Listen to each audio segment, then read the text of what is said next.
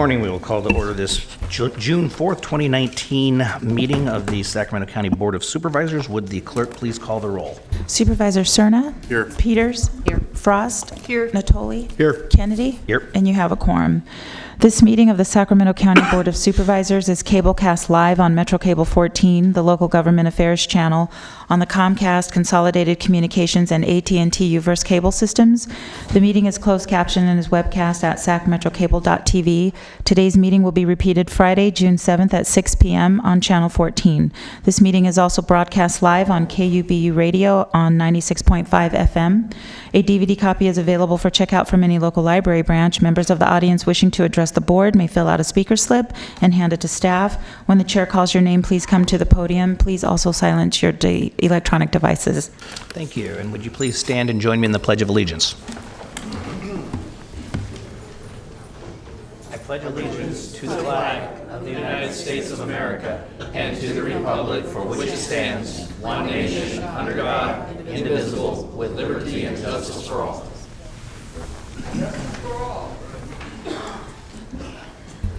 For your consent matters, items 1 through 37, you are adopting an ordinance for item number 6, amending sections 2.115, 300, 2.115, 310, and 2.115, 320, and adding a section 2.115, 345 related to the election campaign contributions. You waived reading on this on May 21st. For item 21, I do need a motion to continue to 6/18. That's a retroactive authorization to submit a grant application to the California Health Facilities Financing Authority for the Community Services Infrastructure Grant Program and a centralized jail diversion treatment and resource center. So moved. Second. Please vote. Unanimous vote. And that concludes my notes. Are there any comments, questions, issues for members of the board? Mr. Tully? I think Mr. Cerna had his finger up first, but very quickly, just want to note on item 6, I want to register a no vote on that. And then a couple comments, if I could, on two items. Item 10, Madam Clerk, you want to call that into the... Yes. Item 10 is the dry period financing for River Delta Fire Special Tax. Yes, I just wanted to thank our staff for working with the River Delta Fire District. I know there are other special districts, park districts and such in the county who oftentimes, because of the disbursements of the property tax and or any assessments, oftentimes run very thin on funding, and certainly appreciate the work that our staff did to bring coverage. I will just also note that I continue to hear from fire departments along the river delta. We have 4 or 5 that serve those areas, and they continue to struggle with their budgets. In this case, this district went to an additional assessment to cover some of its needs, but I know I've been talking to the county executive about that, and we'll probably need to have a conversation with some of our fire district folks down there. So thank you for your work on this one. And then if I could, on item 31. Item 31, authorize the Director of the Department of Transportation to execute a memorandum of understanding with the City of Elk Grove concerning rights of way acquisition for the Camera Road project. Okay. Again, thanks to both County Council as well as our county staff of Department of Transportation and Mr. Penrose and others who've worked on this. I do want to be clear about in designating our municipalities and or others who with the power of eminent domain, that there's a significant segment of this road to be constructed that goes through unincorporated area communities, areas west of the city, in the Franklin community, and that this does provide notice to the Department of Transportation, and I see Mr. Carter in the audience, within 60 days if the city intends to use eminent domain. There have been some discussions with City of Elk Grove staff, and I think even Rick, in his prior life, when he was working for the City of Elk Grove, was aware of this, that we have some access issues that relate to agricultural operations there, and I've been certainly clear with my colleagues in the city and with, again, city staff who've devoted a tremendous amount of time to trying to bring this project forward, that I would hope that the county would be kept informed of the status of those. They may not be eminent domain issues, but as to the resolution, because there are folks that have livestock that will have to cross that road. And I don't know, Rick, if there's anything you might want to add, that you have any information to kind of where those stand before we take this action today. So, or Mike, either one, Penrose. morning, Rick Carter, Principal Engineer with the Department of Transportation. I don't know the latest status of the access issues that are down there. There is a meeting later this week on the project that I will be attending, so I can follow up with that and get back to you. Okay. I just think there needs to be some continued, not just communication staff level. Obviously, I know that you would reach out to me as the supervisor of district, but certainly this board. The board is going to delegate this authority. We take it very seriously. I know the city does, and they certainly have, I think, demonstrated good faith in the discussions and in their use of eminent domain as well. But we're going across rural parcels in a lot of cases, bisecting some of those parcels, and I just think it's really important that with the overall design and the connectivity that we've worked through with the city relative to the town of Franklin and properties there, but nonetheless the access for folks that are ranching and farming on what will be either side of that road, and in some cases already either side of a more rural setting, that this will obviously improve that road significantly, and traffic flow will result. So I'm prepared to support this, but again, I would just ask that certainly Mike and Rick, others, keep me informed. And if we, again, we're extending this, and I think it's the appropriate thing to do. On the other hand, I want to be sure that those issues are addressed and continue to be in the forefront of their negotiations with folks as it relates to access for farming activities. So. Yeah, the department does share that concern, and we'll make sure we keep you informed. Okay, thanks a lot. Okay, that's all I have, Mr. Chair. Mr. Stern. Thank you. I'd like the record to reflect my no vote on item 6 and item 28. And then I have a question on item 32.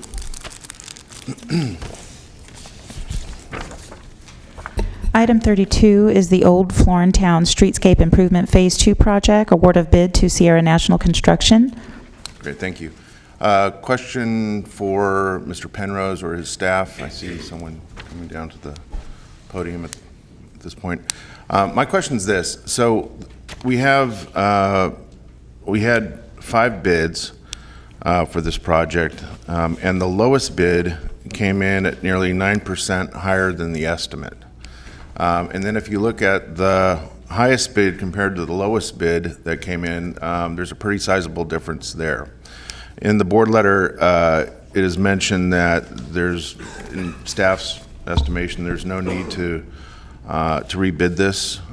So my question is, do we have a process, a standard in place where when you have so much variance in the bids that come in, and when they're over the estimate by as much as they are, that kind of triggers automatically a rebid? Steve White, Principal Engineer, Department of Transportation. We don't have a process that automatically triggers a rebid. Essentially, we have delegated authority to the agency administrator for anything that's under $5 million that comes in lower than the published engineer's estimate. So essentially, it's the process of taking it back to the board if it is above the engineer's estimate, and we do look at our cost estimates and just make sure that everything looks according to Hoyle, and in this case being within 10% of the engineer's estimate for the low bid.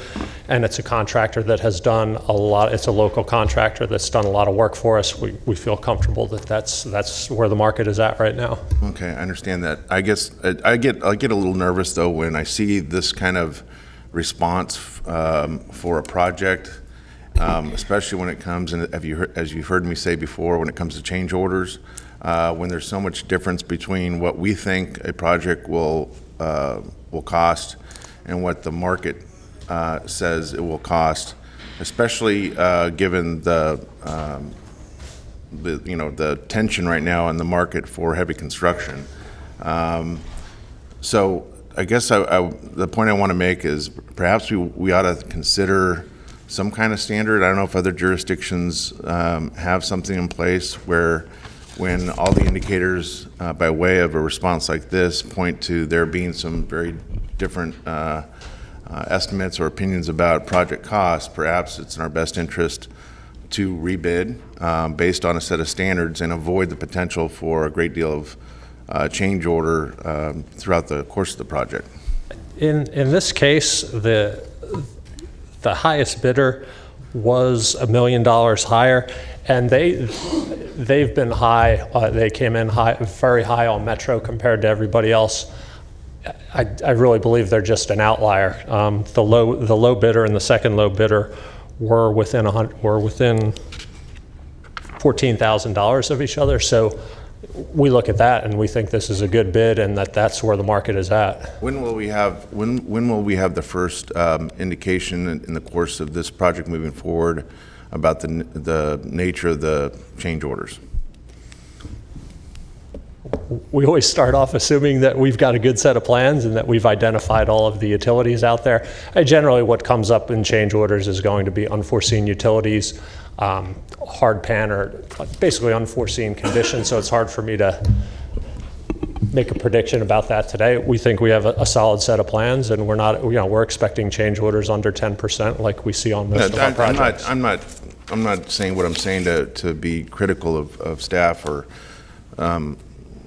assume that staff isn't being reasonable in the way they estimate. I just think in this market there are so many uncertainties that I just get a little nervous when I see something like this. And we understand that concern, and when I personally get concerned is when I see a much bigger spread between the low bidder and the second low bidder.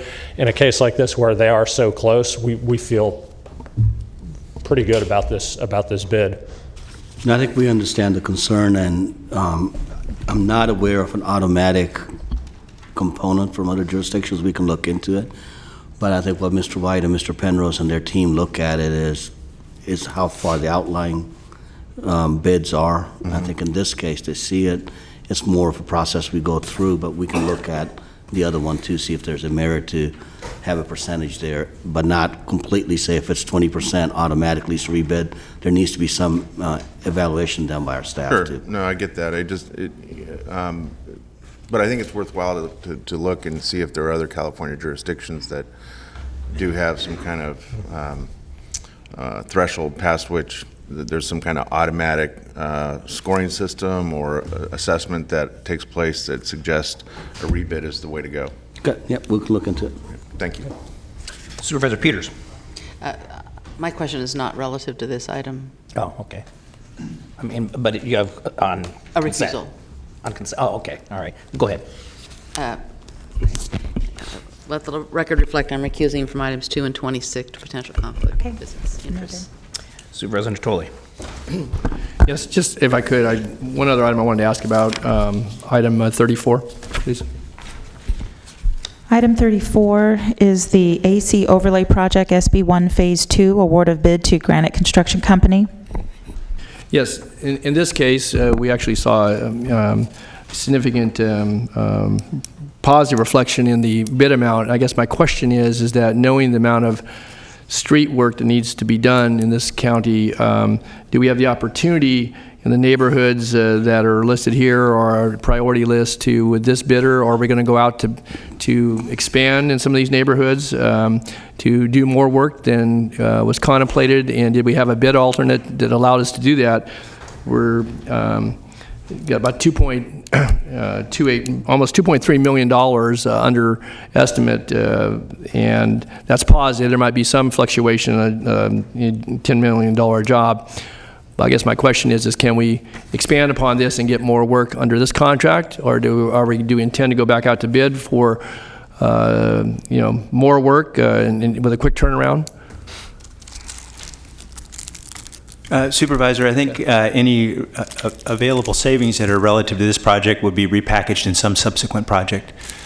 We wouldn't normally look to add features to an individual project that's already been approved. We have environmental clearance and a number of other things that are tied to it, unless there's very limited ancillary work, as opposed to opening up a bunch of new work. So I think that's the short-term answer. We can investigate that further if you'd like.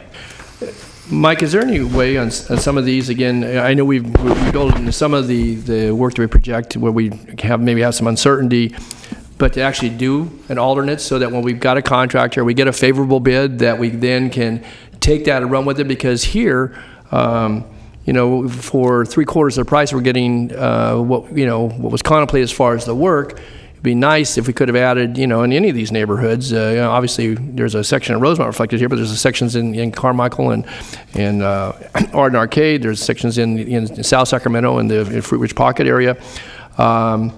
So it would seem to me that if we had that, and you get a favorable bid, then you can, while they're mobilized, because all the work that goes in preparing this, let alone gearing up for it, and them being geared up in these neighborhoods, we repackage it, then we get all those sunk costs, get, the 30% overhead gets built back into that, including the contractor's overhead.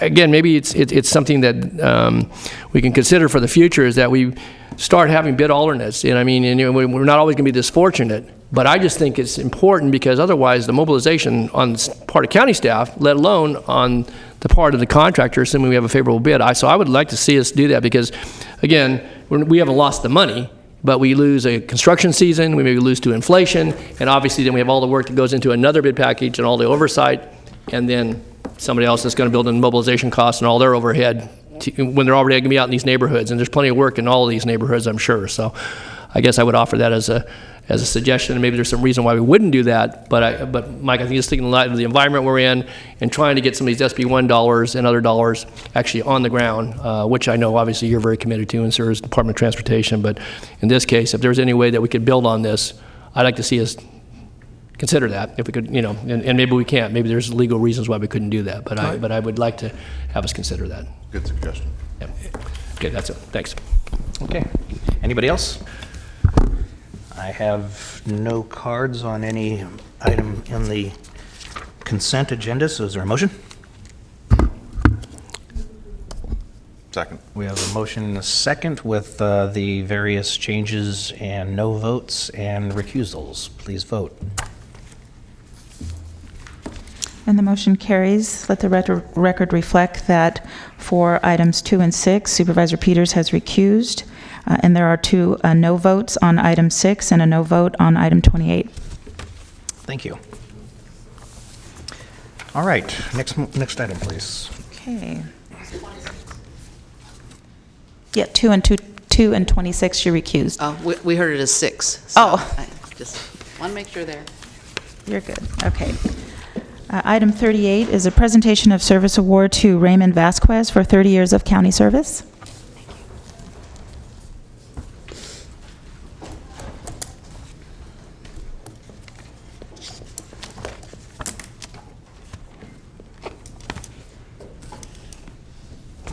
Welcome.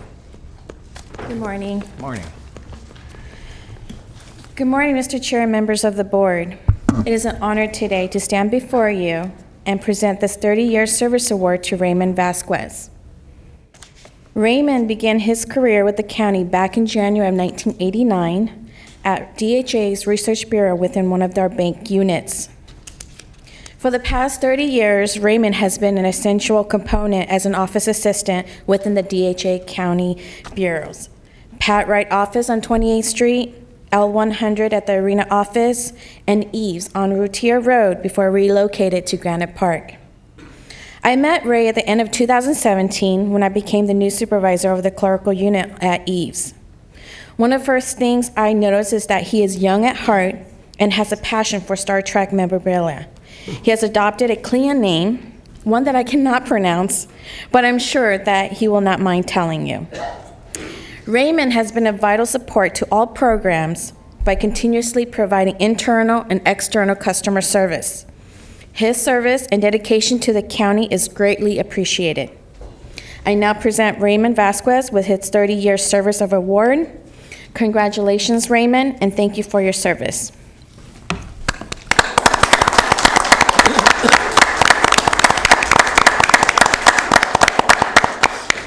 Thank you.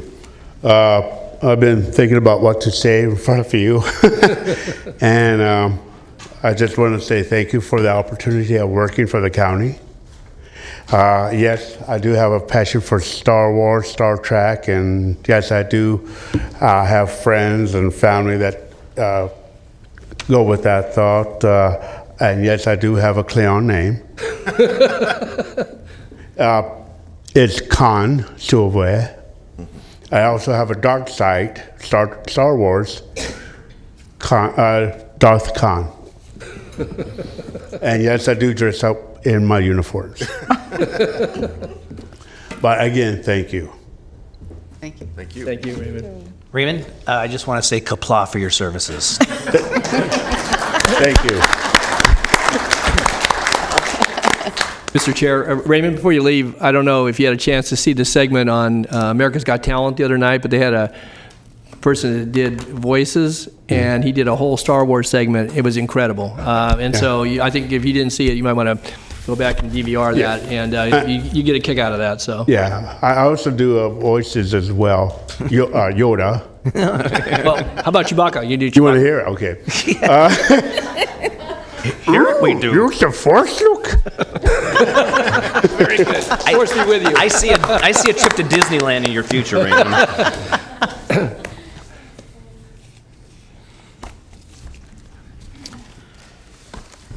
Next item. Item 39 is the presentation of resolution honoring the 2019 Sacramento County History Day champions. And I'd like to call Dr. Bob up to the podium, as well as Lauren Acosta, Whitney Barnett, and Samantha Fan. Good morning. Good morning, Bob. I'm Dr. Bob LaPerry, representing the Sacramento County History Day Committee.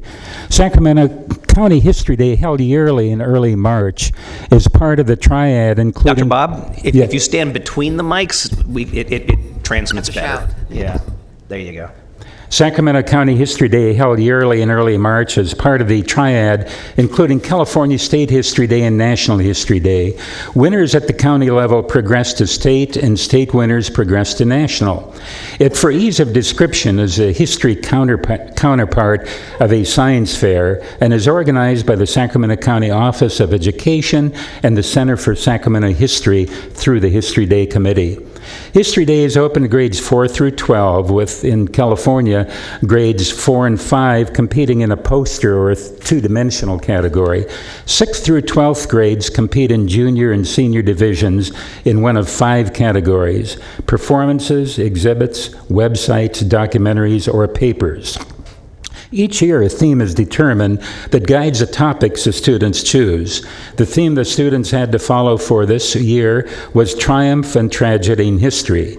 The upcoming National History Day theme for next year is Breaking Barriers in History. The education these students get is an adjunct to their basic education, learning techniques such as proper researching through primary and secondary documents. In addition to the judging for progression to state, Sacramento County has a special awards program with a variety of organizations giving awards to stimulate and interest the students in aspects of history they may not generally think of or be aware of. It's always a real joy to see the enthusiasm these students have and the amazing quality of their projects. I encourage everyone to get involved with this wonderful program. More information can be found at sachistoryday.org. This year, there are 307 students involved in 203 projects representing 22 schools. The Board of Supervisors awards are in the Special Awards category, and this year 3 students will be presented a resolution from our County Board of Supervisors. I will now introduce each project and the student involved. Significant is that all 3 of these students were also what History Day considers champions. In other words, they all progressed to state finals. The state finals are now held every year in our area instead of alternating between Northern and Southern California. They're held every May at William Jessup College in Rockland. Okay, first of all, I'd like to introduce Lauren Acosta from Cordova High School, and she had an exhibit in the senior division entitled Triumph and Tragedy, The Legacy of Allensworth.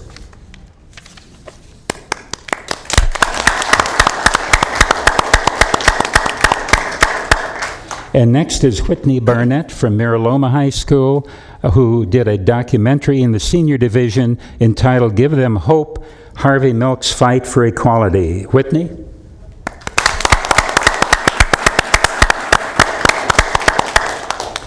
And Samantha Sammy Fan from Miraloma High School, senior division, did a website entitled Tinker v. Des Moines, Big Black Armbands Blow the Band Down.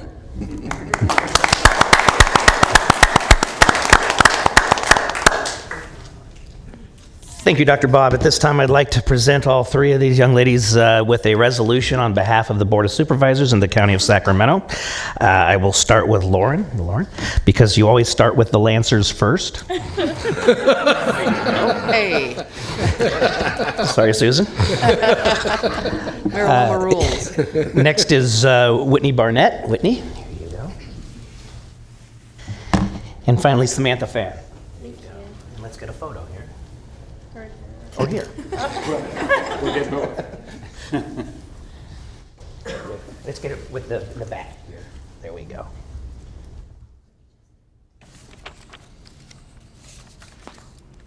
Good. Thank you. Congratulations. Thank you Well so done. much. Thank Well done. you. I heard great things about your project. Thank you.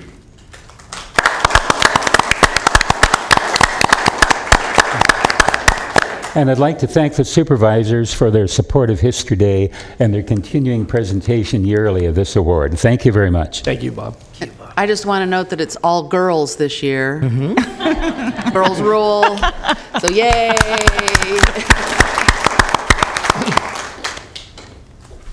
Okay, for item number 40, I do need a motion to continue to June 18th. This is the Twin Rivers Transit-Oriented Development and Light Rail Station Project. So moved. Second. Please vote. Unanimous vote. For item 41, this is the Sacramento Housing and Redevelopment Agency Executive Director, Communication and Coordination. Okay, I do have some cards from the public on this item. Hang on, they're coming in as we speak. In the meantime, the board has had an opportunity to take a look at the more fleshed out version of what was presented earlier. And if you have any questions of County Council or anybody else, please chime in right now. Otherwise, I'll go right to the public comment. I'd just like to have County Council explain that this is basically the same thing the city have passed a year ago. That's right. Thank you, Supervisor Peters. I did have the opportunity to speak with the city attorney and Mr. Levin, the attorney for SHRA, after our last board meeting on the 14th, May 14th, to certainly clarify the intent of the previous resolution and to come to some understanding about what the resolution is that's before you today.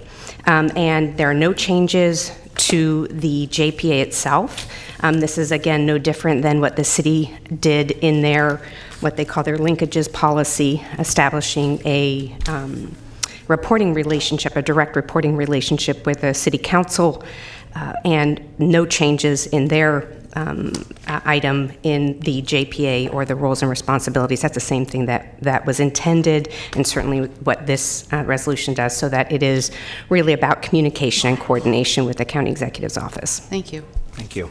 Any other questions? Robert Copeland. Okay, thank you, sir. Appreciate that. Mac Worthy. You want to pass, Mac? Never.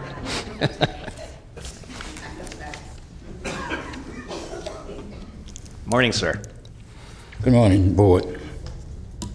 I was around when Ann Moore was in the same position. We have a critical situation here of making decisions. When you have an audit of policy and an audit of bylaws, you have trouble.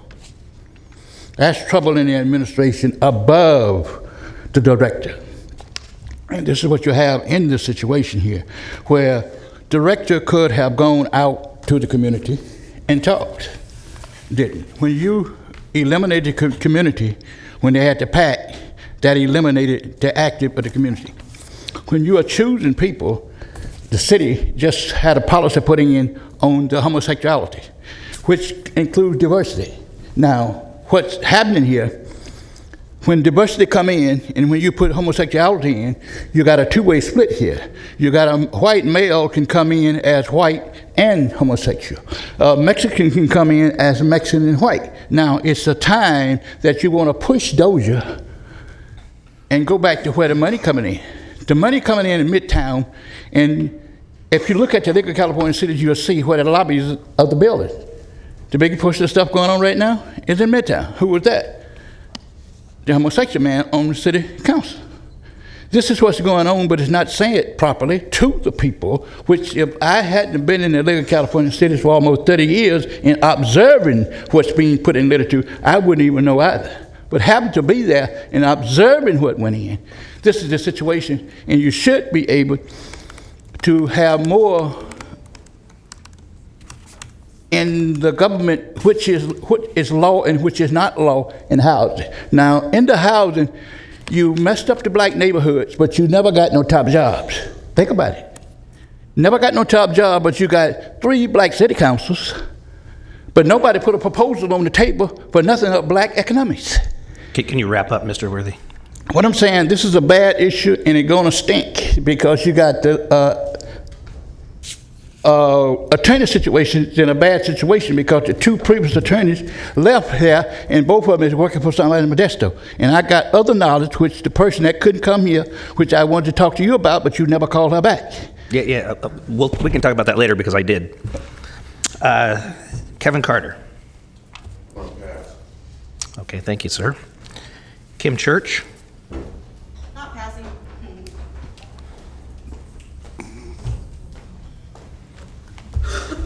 Good morning. According to ID 941, I just read that it was about communication and coordination. And as of a May 29, 2019 title company search, RASA, Redevelopment Agency Successor Agency, has 13 vacant public facilities. Housing Authority of City of Sacramento, understand, not your jurisdiction, has 5. And SHRA itself listed as 4 vacant public parcels. That's 22 actual vacant SHRA-associated public land that will take years to develop housing, most of which you're going to be spending with the HEAP funds that you are so excited to get. And so in the meantime, we, as citizens, believe that you need to encourage SHRA to coordinate that into emergency temporary shelter now. And you should demand that they do so. In 2018, this governing body formally declared a shelter crisis for the duration of 12 months. We've seen 6 months pass, 6 months is left, and we have yet to witness any urgency from any of you. I'm going to read a couple of sections of the shelter crisis just to remind you what you actually put into place. C, public facility means any facility of a political subdivision, including park, schools, and vacant and underutilized facilities, which are owned, operated, leased, or maintained, or any combination thereof by a political subdivision through money or derived by taxation or assessment, SHRA.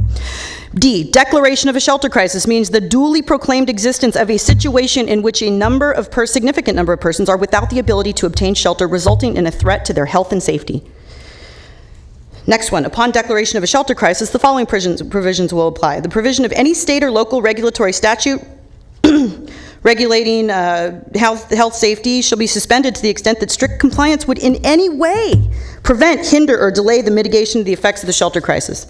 Sac County has declared this with the state of California, that a significant number of persons are in harm. And as I have pointed out several times before, you yourself have hundreds of vacant public facilities.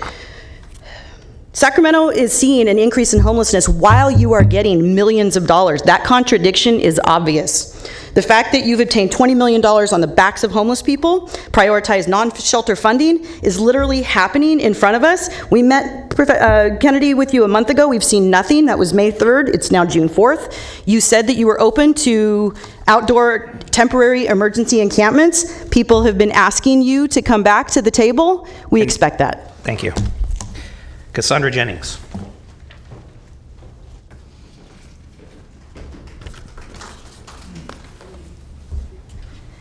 Good morning, Chair Kennedy and members of the board. Cassandra Jennings, President and CEO of the Greater Sacramento Urban League.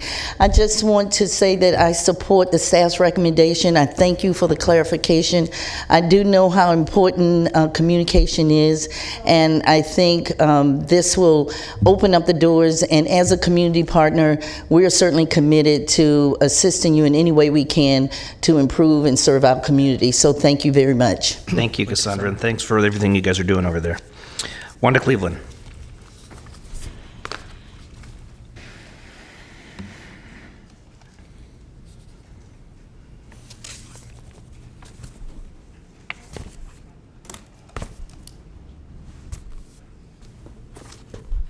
And Wanda, you also want to speak on 42 later? Yes, I will. Okay. I have a problem. No, you have a problem. We have several homeless people living on the street that are your sheriffs, which you have control over, are treating very badly. I have several pictures and other video of how badly they treat not only the homeless, but the advocates that are standing beside them. You can't keep pushing people around the city or the county without places as theirs. I'm really upset because of the disrespect I have received by the Sheriff's Department. I have less disrespect for the police department in the city of Sacramento. You don't put your hands on somebody with a baton. You don't shove the whole crowd to get one person and drag them out, showing people that they are to be feared, not to be a partner. This is what I have observed. I'm only a citizen of the county. This has got to stop, and the only ones that can stop it is you. You guys, I don't agree with allowing these people from Stockton Boulevard to be removed. They were maintaining their life. If they were giving the garbage and the toilets that were asked for prior to this genocide, that place would not look like that.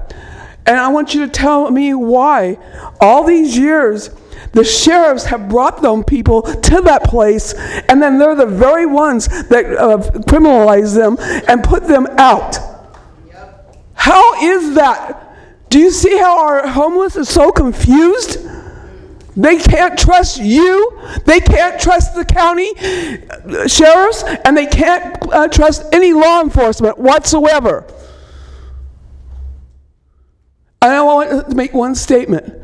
Your sheriffs hit me on Florin Road where I had a right to protest.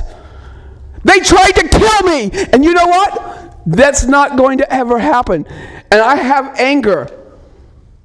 Yes, I was the person that was on Florin Road that was hit by your officers, doing what my constitutional rights gave me when I was born. I will never forget. I will forgive. That's the last speaker we have on item 41. Back to the board. Is there a motion or any comment? I'll move the item. Second. We have a motion and a second. Please vote.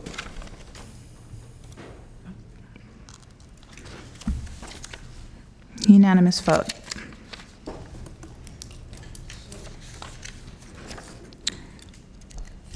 Item 42 is the Affordable Housing Finance Resource. Well, you want to take the separate items just so we don't forget? Oh, separate sure. matters? Let's do that. We're going to go back. We need to take another vote on item 6 and item 28 because Supervisor Cerna voted no, yet he seconded the motion.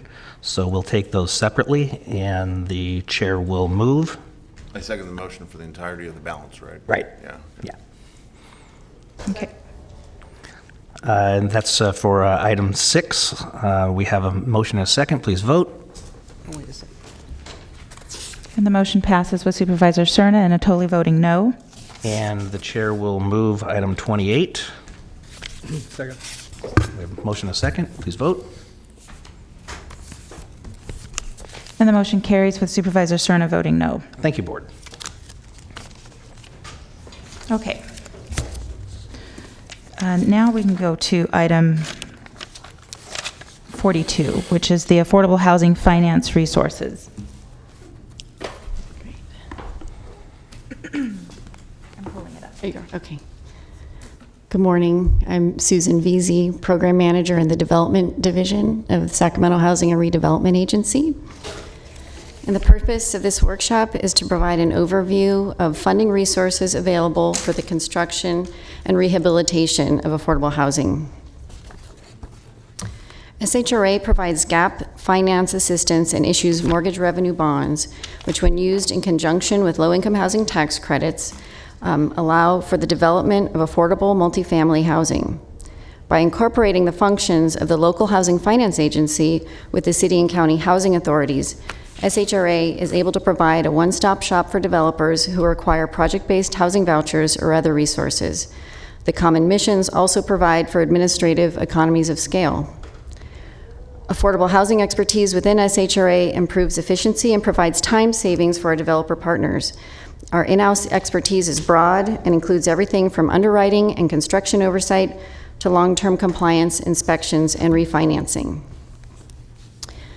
The need for affordable housing within our jurisdiction is significant. The nonprofit California Housing Partnership Corporation estimates a current need of well over 60,000 units of affordable housing countywide. The average cost to create a single affordable workforce housing unit in Sacramento County is approximately $90,000 when those funds are also layered with tax credit and bonds. Permanent supportive housing for the homeless requires additional subsidy above that. Last year, the county housing trust funds and affordable housing funds generated approximately $3.5 million. In addition, a little over $3 million in home federal funds were available for affordable housing. The county has affordable housing impact fees on both commercial and residential development. The amount of funds generated each year is dependent upon how much new construction is underway. Attachment 1 to your reports provides a more thorough description of these programs. It should be noted that the Housing Trust Fund fee has not been increased since 1990 and only generated $230,000 last year. Staff proposes to contract for a new Nexus study to update that fee.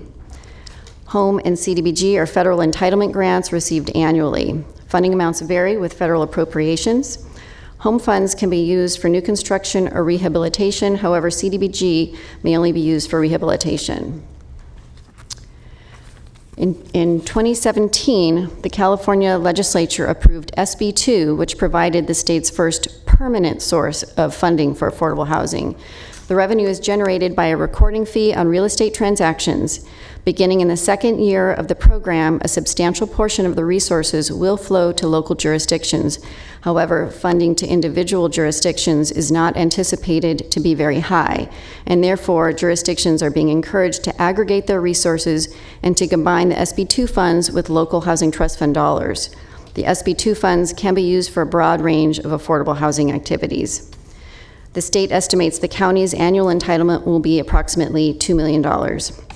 The state is proposing a requirement that 20% of those funds be expended on home ownership programs.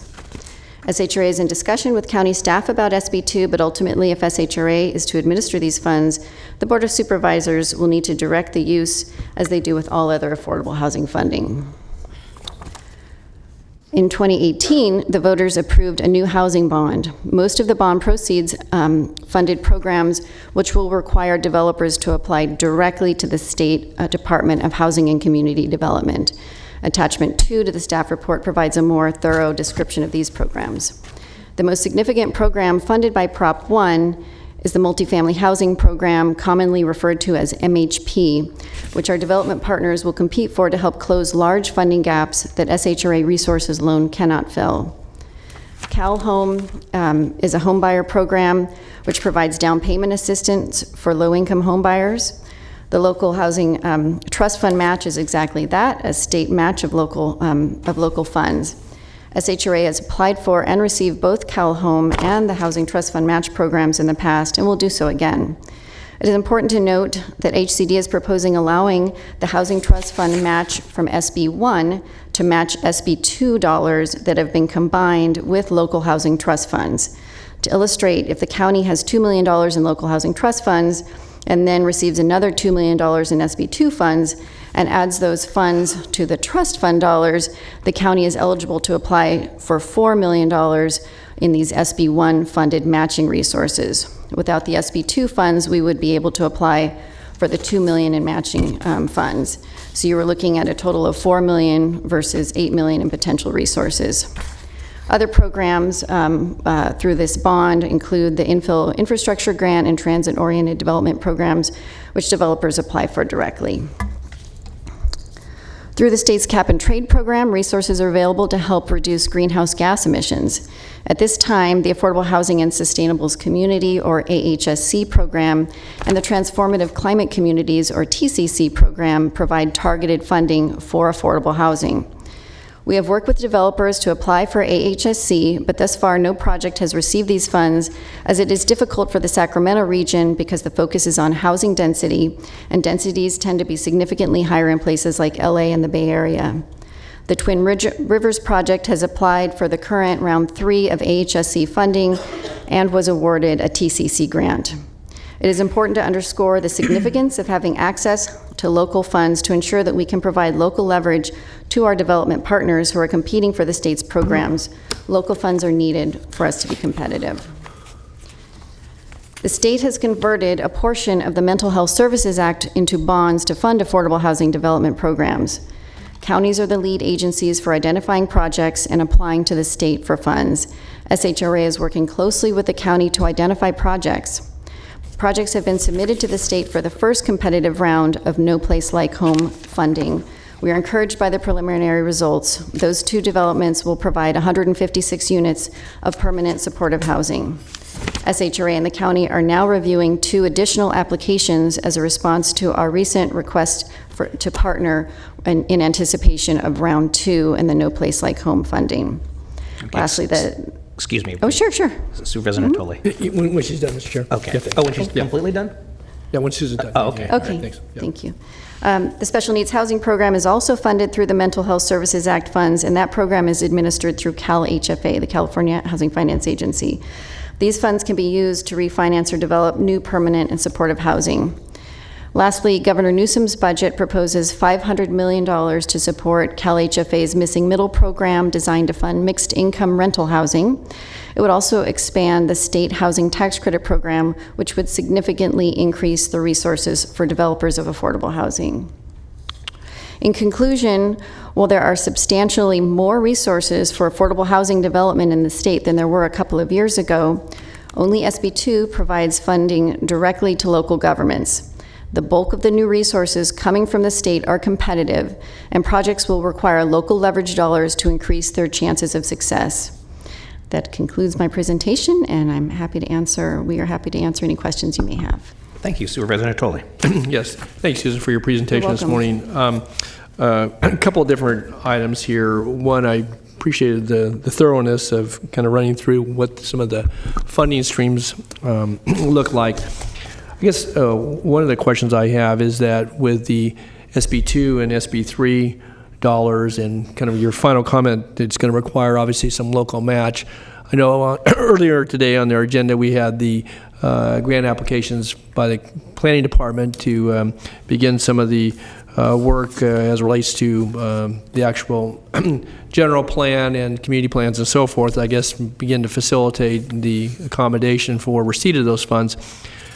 So if we're looking to further projects in the sense that, if we have some eligible projects, obviously may have a priority list. We've had discussions before relative to a number of categories here. How can we better position? I guess my question is, how can we better position ourselves? For we're going to have local dollars to flow to us at $2.1 million in SB2. SB3 is competitive, and again, I just say the agency's been a good partner, working with other not-for-profits, nonprofits, and other jurisdictions on the veterans part on SB3. So how do we get teed up so that recognizing that there's housing needs throughout this community for a variety of unserved or underserved folks, but also to make sure that we're right there at the gate when it's time to go. And I guess that's my question, is because I want us to be in a position to actively compete, I think, as a community and certainly as a a county with other member jurisdictions. We've been pretty competitive over the years, but this is an opportunity that I think if you get in early, in my view, then you may have an opportunity that is one where the field may not be as crowded as I would trust it's going to be in the years to come, because I don't see the housing crisis happening anytime soon. So what, beyond kind of this general overview, certainly in the view of agency and agency staff, what else can we do then with some limited funding sources to position ourselves be ready to move immediately. I guess that's the word I'm going to use. Well, I think that SHRA is really a recognized model throughout the state and throughout the country, really, in terms of our capacity to implement housing programs, both on the single-family side and on the multifamily side. I think we're really in very excellent position to be able to provide those local dollars, which we have historically, when they're available. I definitely, just having listened to Mark Stivers from HCD talk about the direction that they're going with the SB2 and the local match, I mean, to me, that is sort of a real opportunity to make sure that we're maximizing that amount of money that comes into us. And so on the housing finance side, I really sense that we are in a good position. We have, long and deep partnerships with the development community. And then certainly I know that there's been significant amount of effort on the county side, on the planning side, to really, reach out to developers, figure out on the land use and entitlement side, what they can be doing to, again, make sure that there are developable sites in appropriate areas, and to really try to streamline. And I imagine, I don't know if Lachelle has anything. If I just could, based on, I know Lachelle wants to weigh in, but sure.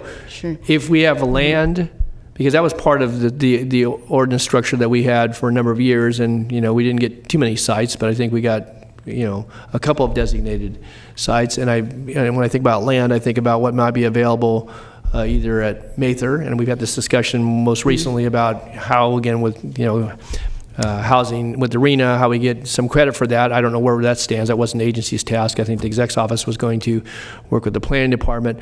But again, if you bring land to the equation, which is only a piece of it, it would seem to me that puts you in a better position with developers, but certainly with other places in the state who may not have that availability of land, and so I'm curious about that too. So I don't know, Lachelle, if you wanted to. Just to follow up in terms of what Susan was saying is that I think we are well positioned, but one of the things that we're hearing very clearly from the state is they really want to see you leverage your funds with any local dollars.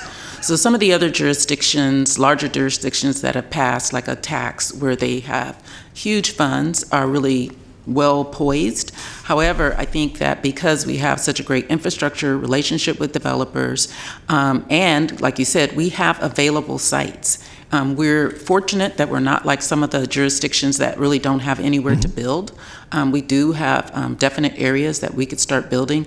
So to take advantage of this SB2 money, if we take that and leverage it with our local housing trust funds and our home funds, all the other federal funds that are flowing through the agency, and have projects that are ready to go before the money comes. That's the way that we can be most successful, because that's what they're looking for. The state wants to see the jurisdictions are ready to move quickly and to be able to get projects up and going. Okay, so again, you play a key role in this, but I trust somebody's going to keep us informed of how that comes together. Obviously, this board on many occasions has, certainly as a collective body, has expressed, desire to try to, advance some of these things. And now with some money available, obviously, it'll probably fall way short of what the demand or need is out there. But I want to be sure that we follow through. I also want to just ask quickly about it. I know when we briefed yesterday, we chatted. We've talked about motel conversions. We've talked about other properties, and I know you had a workshop with developers and potential partners earlier in the spring, and thank you for your leadership on that. But I still think it's going to require the agency working with the local jurisdiction, i.e. in this case the county, where we've identified 5 or 6 or maybe a few more properties that are in a condition where significant rehab and reinvestment could produce housing, and I think would be welcomed by adjacent communities, neighborhoods, in the event we were able to pull that off. So I guess I would just ask that maybe after the summer break here in a few weeks, that maybe come back in the July timeframe, if that's possible, with some follow-on discussion about where we are with that, and then how the agency, and working with the county and other partners, can advance those conversations beyond just where we are today. And so I think that's going to be a key important piece of it, and hopefully maybe some of these monies can be available. Lastly, I just wanted to ask about, there's a piece in here under the Department of Veterans Affairs, and I know with our Veteran Services offices that we assist folks, but where they allow direct lending to buyers, and not just for homes, but for farms. And when I see some of the stressors in some of the farm areas in our community, the opportunity for somebody to get in for a parcel of land, assuming that they have that,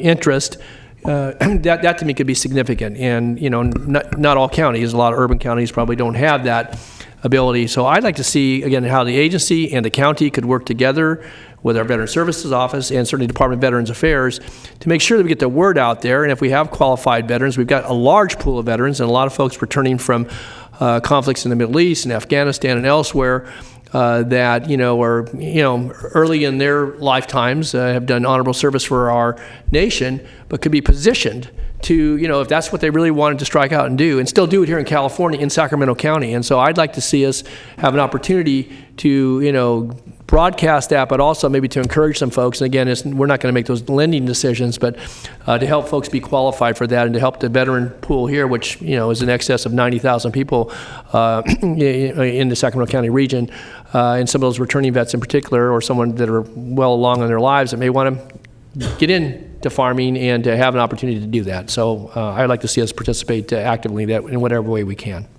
Thanks. Supervisor Peters. Thank you. Going back to your presentation, you were kind of going through them bullet point by bullet point, and you skipped over CDBG. I did mention just that it's available for rehab, and it's part. And with okay. Here's where I'm going with this. This is good information. So now we know the titles of the funding sources. I would like to know in more detail over the last, I don't know, let's say 3 years, how much was spent in each of those categories? Maybe we applied for X amount, and how much was actually spent. I'd like more results oriented, so we can see, what was accomplished by you. I realize on one project you may use funds from half a dozen of these categories, but I think for us to understand how much money flows into the Affordable Housing Fund, for instance, and how much was spent in the fiscal year, 2 previous, because the economy's been pretty decent the last couple of years, and just get some understanding. So when we're talking to staff about a project, we can look at the Home Investment Partnership Program or Community CDBG and say, well, what about using money from this or this, or why haven't we spent this money? I doubt there's too many categories like that, but I think that would be really helpful. And then I would like it to be by jurisdiction, so separate the money that goes to the various cities from what the county gets, so we can know, to have more ownership and responsibility for the funds that come to the county. Sure. And unfortunately, this item was continued, and it was so perfectly packaged with our Housing Trust Fund reports, and I would have been able to say so, but we will make sure to do that, because we kind of had a nice little. Well, I don't remember the whole discussion, but if it was asked for like that, but I think, this is a good start, but it's got some more development of the subject to go on here. I think that's what we're all after, is how much do we have as a county, and what are we spending it on, and what have we spent it on? Absolutely. So what we can do is the information from that Housing Trust Fund, we can take that and put it more into a table format. Yes. That really kind of breaks it down so you can see them all together versus separate. Yeah. So that way you can That's see. what it needs to be, because, it's good to have it in written form, but would be much better to have it in a table. We'll pull that information together for Thank you. Absolutely. Supervisor Serna. Thank you.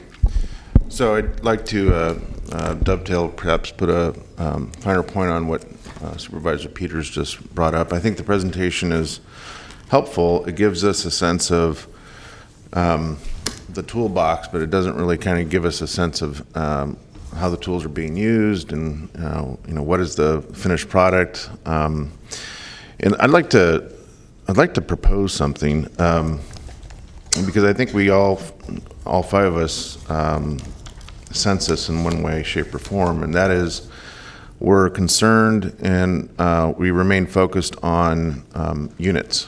And we want to see the units built. We want to see the units occupied. We just had the previous item where hopefully, as incidental as it may have seemed, that this new spirit of cooperation and maybe a better working relationship between the CEO and the SHRA Executive Director's Office will help inspire some of this. But I'd like to propose that on an annual basis, SHRA working with county staff, take an inventory and do it by supervisorial district. Work with the supervisors to kind of hone in certain areas, certain neighborhoods where we'd like to see more affordable housing, because we're the ones that have our ear to the rail the most in terms of what our constituents need. And map out for us, where are those vacant sites? Where are the opportunity sites for affordable housing? And I would suggest that each year, before but close to our budget cycle, before we get into conversations about our budget in earnest, we get some sense of what the missing financial pieces are that would be required to bring to fruition the development, the construction of affordable housing on those sites. And we can be reasonable about it in terms of scale. I'm not suggesting we're going to go out and be able to do every single vacant lot out in every supervisorial district. But I remain very frustrated, just by way of example, when I am out in the South Oak Park community, the square mile roughly of unincorporated county that's in my district, I pay close attention to, and I continue to see large vacant lots. I know there's a dearth of affordable housing, even in one of the most economically challenged neighborhoods anywhere in the region. And so I'd like to see that change, and I want to think carefully about how to do this. But given the report that was just presented, again, we're kind of given the pieces to work with, but I'd like to suggest we do something different than what we've done in the past that actually seeks to produce the units and have them occupied as soon as possible.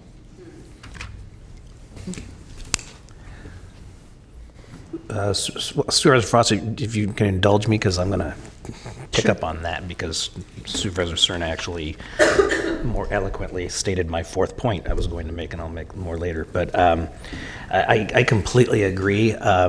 SHRA, you got me the list of sites within District 2 a while back. I appreciate that. But more information is needed to make decisions and to really see what the real picture is. I'd like to see something like that in table format, showing what properties there are, a description of the property, and why or why not, where they are on the priority list as far as potential development. Ownership. Not just the financial part, but Need to know the ownership of the property. Right, Yeah. exactly. And if this is showing up on our ledger as an SHRA property, but it can't be developed for whatever reason, an explanation of that, because I just don't have a clear picture, particularly those larger sites. And that actually takes me, for example, 44th Street, which I wanted to publicly thank you very much for including my office in the evaluation of the RFPs. I'm very excited about that. But, it wasn't until 6 months ago I knew that was even an opportunity, So I just think that the board would like to have a better idea of what opportunities there are out there in publicly owned property. As Supervisor Cerna said, we're not going to build 60,000 units next year, but where are we on a priority list, and what's available? And quite frankly, if I could add to that, the reason I would suggest that we get used to doing this at a certain time in the course of the year, close to but preceding our budget discussions, is that if there are instances where in the interest of cobbling together all kinds of local funding that's necessary for match, whether it be at the state level or federal level, that can be part of our budget making decision that in perhaps the following month, and at least gives us something to discuss, debate perhaps in terms of priority setting. But that should be, front and center for us to be considering on a very regular basis. Supervisor Frost. And my comments are just dovetailing a little bit on Supervisor Peters around CDBG and cap and trade And I'm wondering, I'm also curious to know where the money is going and where our opportunities are, but what types of opportunities are there? Like I know with CDBG or cap and trade, there are other opportunities that might enhance communities, and what is the protocol around that, and how can we, what can we do with that money so that we can sort of wrap our heads around some possibilities and maybe have a better idea of what we can come to you and say, I have some projects that I think CDBG might work with, but I'm not positive what your protocol is on where the money goes, or what it's attached to, or whatever. So I think, I know you're using it coupling with other funding opportunity and grant opportunities for housing, but are there other projects that can be done in the communities with those funds in the unincorporated areas? And I should probably just say for clarity too, that this kind of goes back to our multifamily lending policies, that we do 2 open funding rounds a year, and we advertise the amounts of funds available, and then developers come to us, just for your awareness too of a little bit of the process of how the funds get from SHRA out to developers to increase the supply. Okay, so it's just to developers, not through us as well. We can't come to you and say we have some things that we want to do in our community. Absolutely. Those are more what we call our agency sponsored, where, let's say, I think Courtyard Inn is a great example of where we really wanted to do something at that particular site. So then we actually went out and started to get a developer and to put the vision in place. So there's 2. There's some developers come to us and others that we actually want to advance. And what I hear you saying is you want to get information about what's in your specific districts so that you can be more proactive about what projects you see coming to your supervisorial districts. Yeah, I think so. I mean, we've approved some projects in the past for street lighting or whatever that sounded really exciting, and I thought, wow, that would be, I can think of some places where we could do that in my district too, so that kind of thing. Yeah, on the CDBG. All right, thank you very much, Board. I have a couple of comments. One is, and I brought this up, this is probably aimed at Lachelle and Nav or whatever, and that's that it's a small thing, but it's still $1 million is $1 million. And when we came forward with our 2 proposals for No Place Like Home funding, we're paying fees at the local jurisdictions, and it drives me crazy that we're paying $900,000 to the city of Sacramento to get homeless people off of their streets. It seems like all of the jurisdictions should be in this together, including us, and try to do everything we can to bring down costs. And charging the county or county charging other jurisdictions fees to do affordable housing, I think, is a mistake, and it's an opportunity to bring down those costs a little. I mean, like I said, $1 million is real money. So I'd really like to revisit that and see if there's any opportunity to do something to bring those fees down cross-jurisdictionally. Secondly, Board knows I represent large counties on No Place Like Home Steering Committee. We had our meeting yesterday, actually, and it's very exciting. The money is going to start flowing. A lot of the kinks have been worked out. We changed a lot of things that 2020 hindsight helped have a better picture. So I do think that we're going to have more opportunities coming up, and particularly larger counties are going to see, I think, more opportunities just because that's where the need is, number one, and also because of the bandwidth. We have the technical ability to really work with the system, whereas in Alpine County, makes it more difficult. So that's just a No Place Like Home update that money's going to start flowing again. So with that, I do have some cards from the public. So thank you very much. Wanda Cleveland.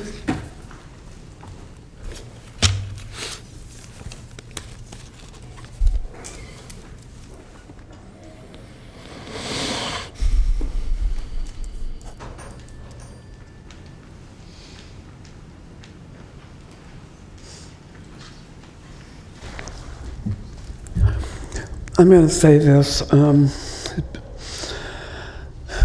When you have an emergency, you don't wait 6 months to call for help. It's a crisis. Homeless people have nowhere to go. You put yourself in their place right now, and you're being pushed by law enforcement, and no one's there to help. How would you feel? To me, SHRA is not doing anything except buying up property and then calling the cops out to expel them off their property.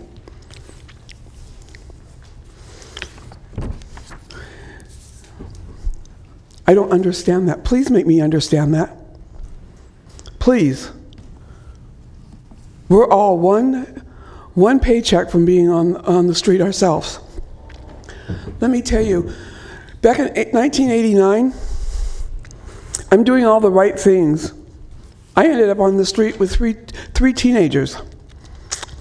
They learned a lot of bad things, how to build bombs, how to manipulate, how to create havoc. And do you know, those three teenagers now are productive people in society. For being homeless, every one of them owns their own home. The experience that I had made their lives prosperous.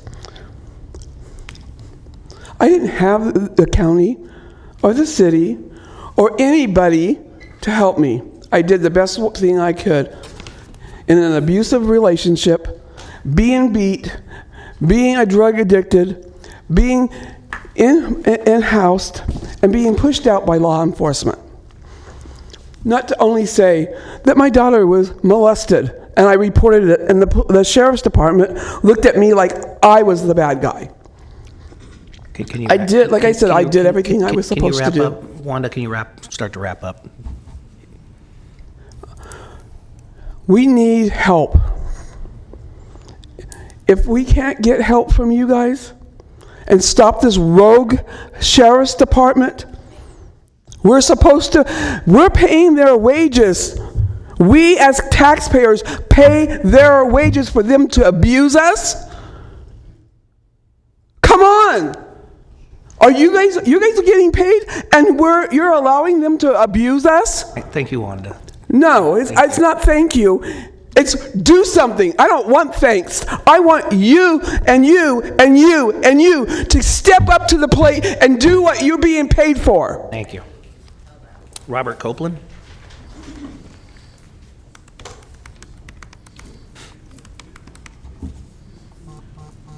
I know this is not on the agenda, but what are you going to do about the apartment complex that are currently vacant? There's one on MLK Jr. Boulevard that's vacant for years.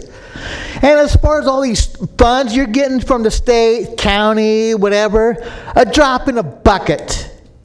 Because SHRA can spend tens of millions of dollars to rehabilitate their current existing properties, like mine, the Comstock, which has a broken elevator, and we got a plumbing problem, plus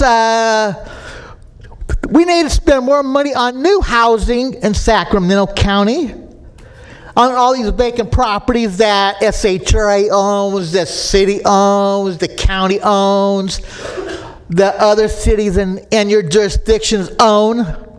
I mean, most of the money is going to probably Los Angeles, where they need over several 100,000 affordable housing units.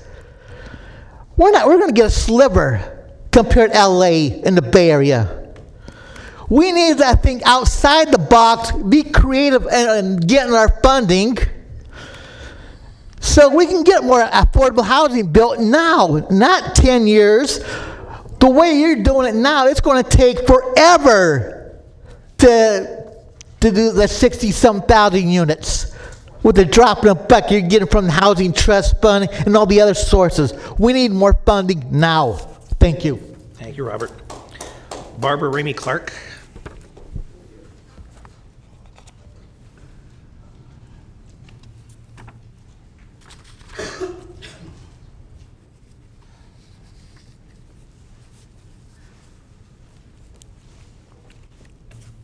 Now I see what the problem is. 16 years ago, I was up here as a Sacramento Housing Alliance board member when we got the inclusionary housing passed for 10% of housing to be built in new construction. And it got, the BIA came in and usurped some of the existing council members, and the deal went flat. So now, 8 months ago, you call a crisis. You say that we have an emergency homeless shelter crisis. And then you come up with a homeless plan in November.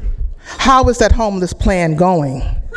Who is working on this homeless plan of the community at large? With all of these committees, whether it's the consumer focus group, the housing focus group, or the cities and the counties and the nonprofits focus groups. I would like to know how this $20 million that was supposed to have been set up with the homeless initiative money with the Sacramento Steps Forward and the city of Sacramento, I'd like to know how that is going and how that's being spent. And I think that Sacramento Housing and Redevelopment has too much power. You need to take something from them. They came in, they usurping everything. People who get these darn vouchers can't even find housing. The landlords don't even want to rent to them.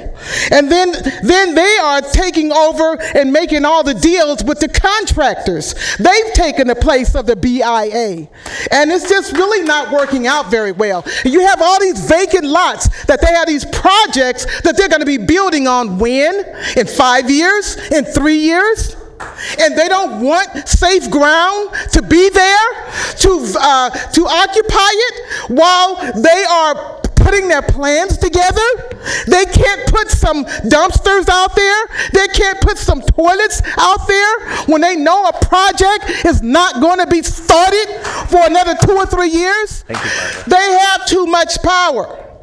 We need to, and if they can't share, they don't need to have all of the building industry and everything in their pockets. And that's how I feel about it.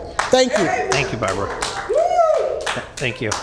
Ms. Dozier, I do have a question. The county does, as it was said, have an adopted homeless plan. By virtue of the fact that we've adopted a plan, that puts us in line for more funding than had we not had a plan, including No Place Like Home. Is that correct? That is correct. It has placed the county in the position to receive millions of dollars from the state.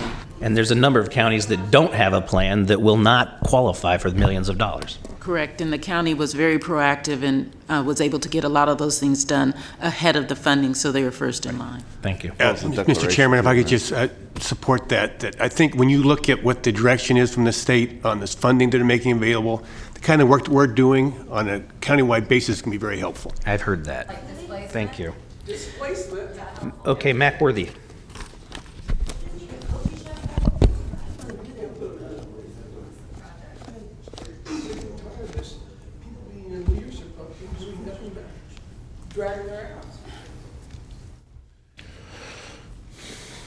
To follow the young lady is what I've been saying for some time. You circumvented a situation here that you should have gotten more input on, understanding that you got two governments here and one side is not getting the report. And I don't know what you're doing about it, but it's situation. Fund resources, pitiful people, fund resources. What do the neighborhood know? Nothing. The Doris Rios project went with one guy come down and testify, and he didn't even know how to sign up to speak at Balls and Doziers lab. We went over there and asked people, do you know when meetings? No. We went to CB Circuit, the same thing. No. Balls and Doziers lab. The people around her for advisors is critical. The NAACP and the Urban League is garbage people. A frog cannot do anything but feed a snake.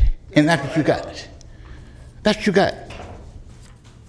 If you would get to the leadership from the neighborhood, that's all we say. It don't have to be me.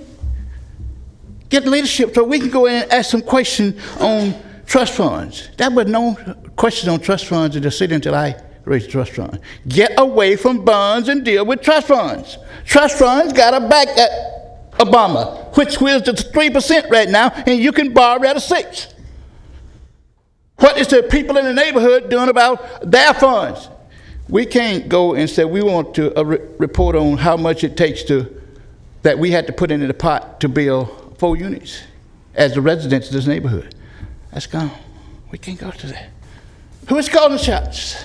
Developers can come in and say anything, and they get their fundings. Pitiful people. These are the things that reason I'm a Republican. Business people. We got to go to business instead of bullshit. This has been bullshit over these past 30 years in this town. Affordable housing is anywhere. It depends on who owns the housing and who wants the housing. Look at Oak Park. We got cars parked everywhere. 3 families in one house with 3 bedrooms, $1,700 a month. How did I lose my duplex? I had no help. So wake up, people, and look at the situation here that what you should have done on the understanding what the left hand doing to the right hand, you bypass that. It might call politics, but that should have come in. These are the things that Can you wrap up, Mr. Worthy? What we are doing when we look at Roger Dixon. Roger Dixon was in here the other day, and he got funds when he was supposed to buy. The guy Tyrone was over from the Deposit Heights to come and Mr. Worthy, I need you to wrap up. Now, I need to say this. To come in and get that money, why can we get some money? SHRA gave money to NAACP for what, man? Wake up and let's get some answers here. Thank you. Kevin Carter?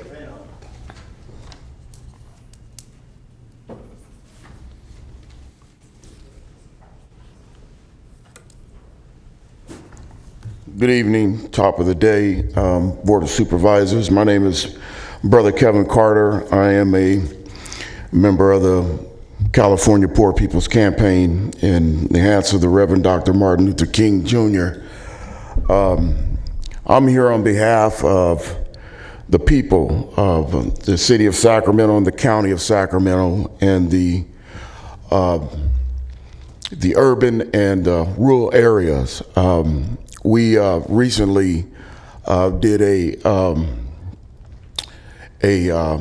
tour here and testimony on deep poverty and the issue of deep poverty and where it goes economically and where we're at economically. And economically is we're in between too much red tape and not enough red ribbon when it comes to the poor.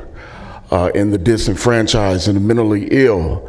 And I'm sitting here listening to you discuss these budgets between the developers, SHRS and housing, and these things today that acquire housing for the poor and the disenfranchised. Right now, that's not available as we can see.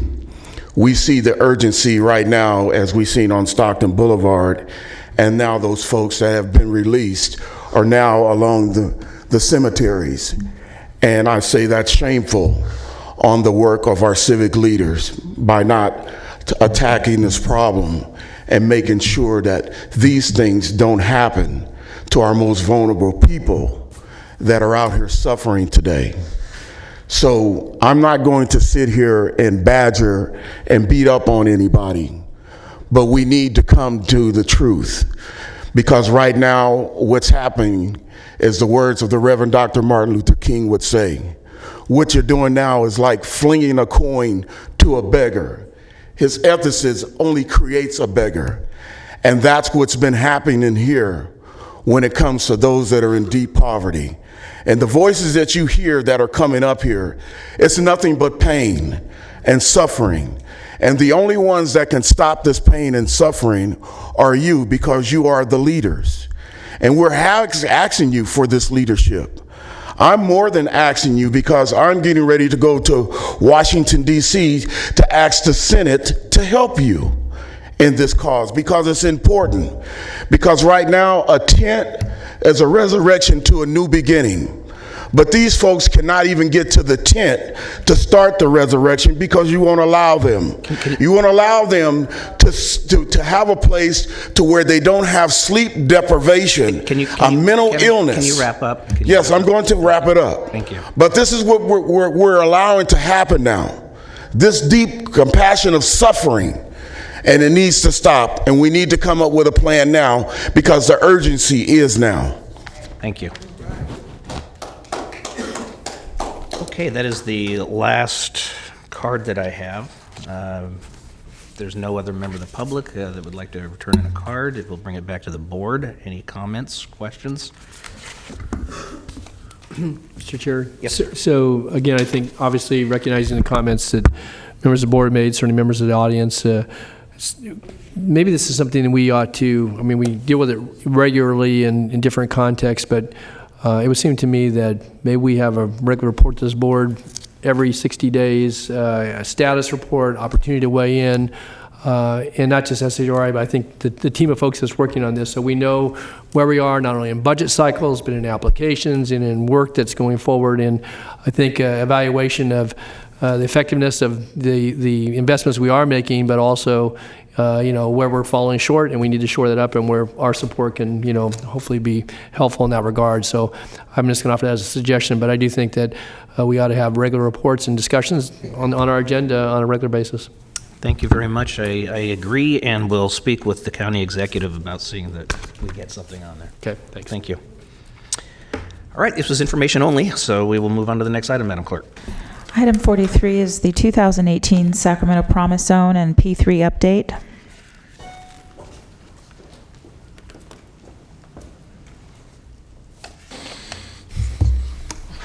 Good morning, Chair, members of the Commission, Board of Supervisors. I'm Tyrone Roderick Williams, Director of Development at the Sacramento Housing and Redevelopment Agency and Director of the Sacramento Promise Zone.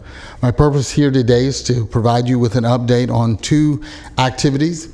The first is some of the accomplishments of the Sacramento Promise Zone, and then to talk about our P3 program, which deals with housing homeless youth who are at risk of being homeless, on probation, or aging out of foster care. In 2015, we meaning the city and the county, applied for and received a federal designation known as the Promise Zone. We competed with 93 other cities from around the country and were selected. The purpose of the Promise Zone is really to have federal agencies assist local communities in three areas. One, attracting resources that can either be financial or through technical assistance. Two, to create a cross-sector collaboration among the federal agencies as well as city, state, and local organizations. And three, to look at expanding the impact of services in the community. And on an annual basis, we come before you to provide you with an update on our success. The Sacramento Promise Zone is highlighted in this yellow area. It includes, the way that map was created was that the HUD provided a tool that required specific census tracts to be connected and fall within certain guidelines. Out of all of the 16 urban promise zones, are only two that have a city and a county included in the promise zone. Sacramento County is included in the southern portion highlighted by the red area. Our accomplishments are many, but this is just a short highlight of some of them. HUD did not provide any direct financing. No money came with this designation. But what did come with the designation was a federal liaison who was assigned to Sacramento to help navigate in Washington, connecting to the senior level representatives in the federal agencies. To date, we've worked with the U.S. Department of Housing and Urban Development, better known as HUD, the U.S. Department of Education, the U.S. Department of Health and Human Services, the U.S. Department of Labor, the Small Business Administration, the U.S. Forestry Service, and the Library and Museum Association. Our current HUD liaison is Dr. Michael Huff, and he is providing direct assistance in connecting. We're also part of the National Coalition of Promise Zones, which meets once a year, but has monthly phone calls to collaborate amongst all of us. The purpose of the coalition is at the national level to constantly be making aware of the opportunities in each one of our cities and the needs of our cities. We're also in California, the only state that has a California Affinity Group. That is a direct connection with the U.S. Department of Education. Every 2 months, we're having a call with the U.S. Department of Education about activities and issues related to early childhood development, high school completion, college to career training, and we're working with both school districts, the community colleges, and UC Davis and Sac State in that effort as well. New to this effort is the Opportunity Zones, which is the hot topic around the country. And we've been engaged in looking at what the regulations are. We worked with county staff in identifying what the Opportunity Zone census tracts within the county would be. And at this point, what we are in the process of doing is planning a conference with investors, connecting the community, the opportunity, and the investors, and that information will be forthcoming, but it will be led by HUD. In addition to that, we're also working to create health fairs and opportunities for health and wellness. We're working with Kaiser Permanente and Samuel Merritt University in the Community Nurse Corps and expanding opportunities in the community and organizations to have a certified nurse who's in the process of getting a bachelor's degree through Samuel Merritt University, be placed in organizations and helping local residents not only with their health issues, but lifestyle that leads to health as well. As I shared, we're working with Sac State.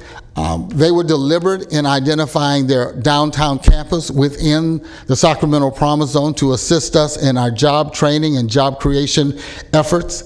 We work with the Crocker Arts Museum in their Block by Block initiative. We actually had a special webinar from the California museums, and as a result of that, through the National Endowment of the Arts, Crocker Museum was awarded funds for this project. We're also working with UC Berkeley with Y-Plan, which works with students in the Sacramento Unified School District to come up with plans and strategies to address urban problems. We are working again this summer with our Summer Engineering Experience program, which is SEEK, that targets 3rd, 4th, and 5th grade students in science, engineering, technology, and math activities. And as part of our economic development outreach, we contributed to the Mac Road Partnerships Business Walk, which had 2 purposes. One, to identify business opportunities, but the other to identify employment opportunities from those business owners. We continue to work with Jobs Plus, which is a federal program aimed at providing job training and placement resources to public housing residents. And we are a participant in the P3 program, which is the Performance Partnership Pilots for Disconnected Youth. The purpose of this program, we were awarded this funding, which is $250,000, which came from the U.S. Department of Education. It did not include any funds from the city or the county or any local funding requirement. We're the only housing authority in the nation to receive the designation for this P3 program. The purpose of the program is to provide housing through housing choice vouchers that are set aside for this pilot program. It is a 3-year pilot program, and the purpose is to look at housing resources as the foundation for youth who are on probation, homeless, at risk of becoming homeless, or aging out of foster care, providing them with housing choice voucher and assistance in attaining housing, then moving to high school completion onto job training and job placement. Our current partners include the U.S. Department of Education, the U.S. Department of Housing and Urban Development, the U.S. Department of Labor. Our local partners are WIN Youth Services, Waking the Village, Lutheran Family Services, Volunteers of America, Sacramento Regional Youth Conservation Corps, Sacramento County, providing mental health services to the participants in this program. It is a 3-year program. Currently, we have 35 individuals who've been referred, because this is a referral program. We're referred through either WIN Youth Services, Waking the Village, or Lutheran Family Services. We have 35 who have been referred and placed and found housing using a housing choice voucher. We currently have 40 individuals who are in the process of completing their information and receiving a housing choice voucher. And we have a new partnership that's being launched with Cosumnes River College. As part of the goal of this program is college training and job placement. Cosumnes has a number of students who are in the process of completing their training but are in need of housing who fall into those categories, and we're happy to participate with them in this pilot program. In addition to that, we're working with over 11 banks in our financial institution partnership opportunity to come together to look at coordinating resources to fund local organizations who are providing job training and job placement.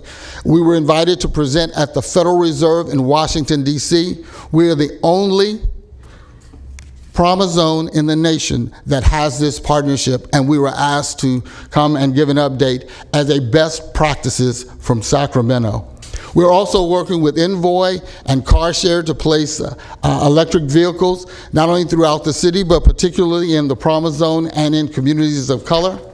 And we were awarded through the Strategic Growth Council a $23 million grant to support the work of the Sacramento Integrated Multimodal Place-Based Initiative Project, which uses the Twin Rivers community and the River District as the catalyst for broader neighborhood revitalization. In addition to our initiatives, we've supported jump bikes being placed throughout the Promise Zone, supporting the Build Black initiative that supports economic development, as well as the Black Child Legacy, which is changing the lives of young children and increasing life expectancy. That concludes my presentation.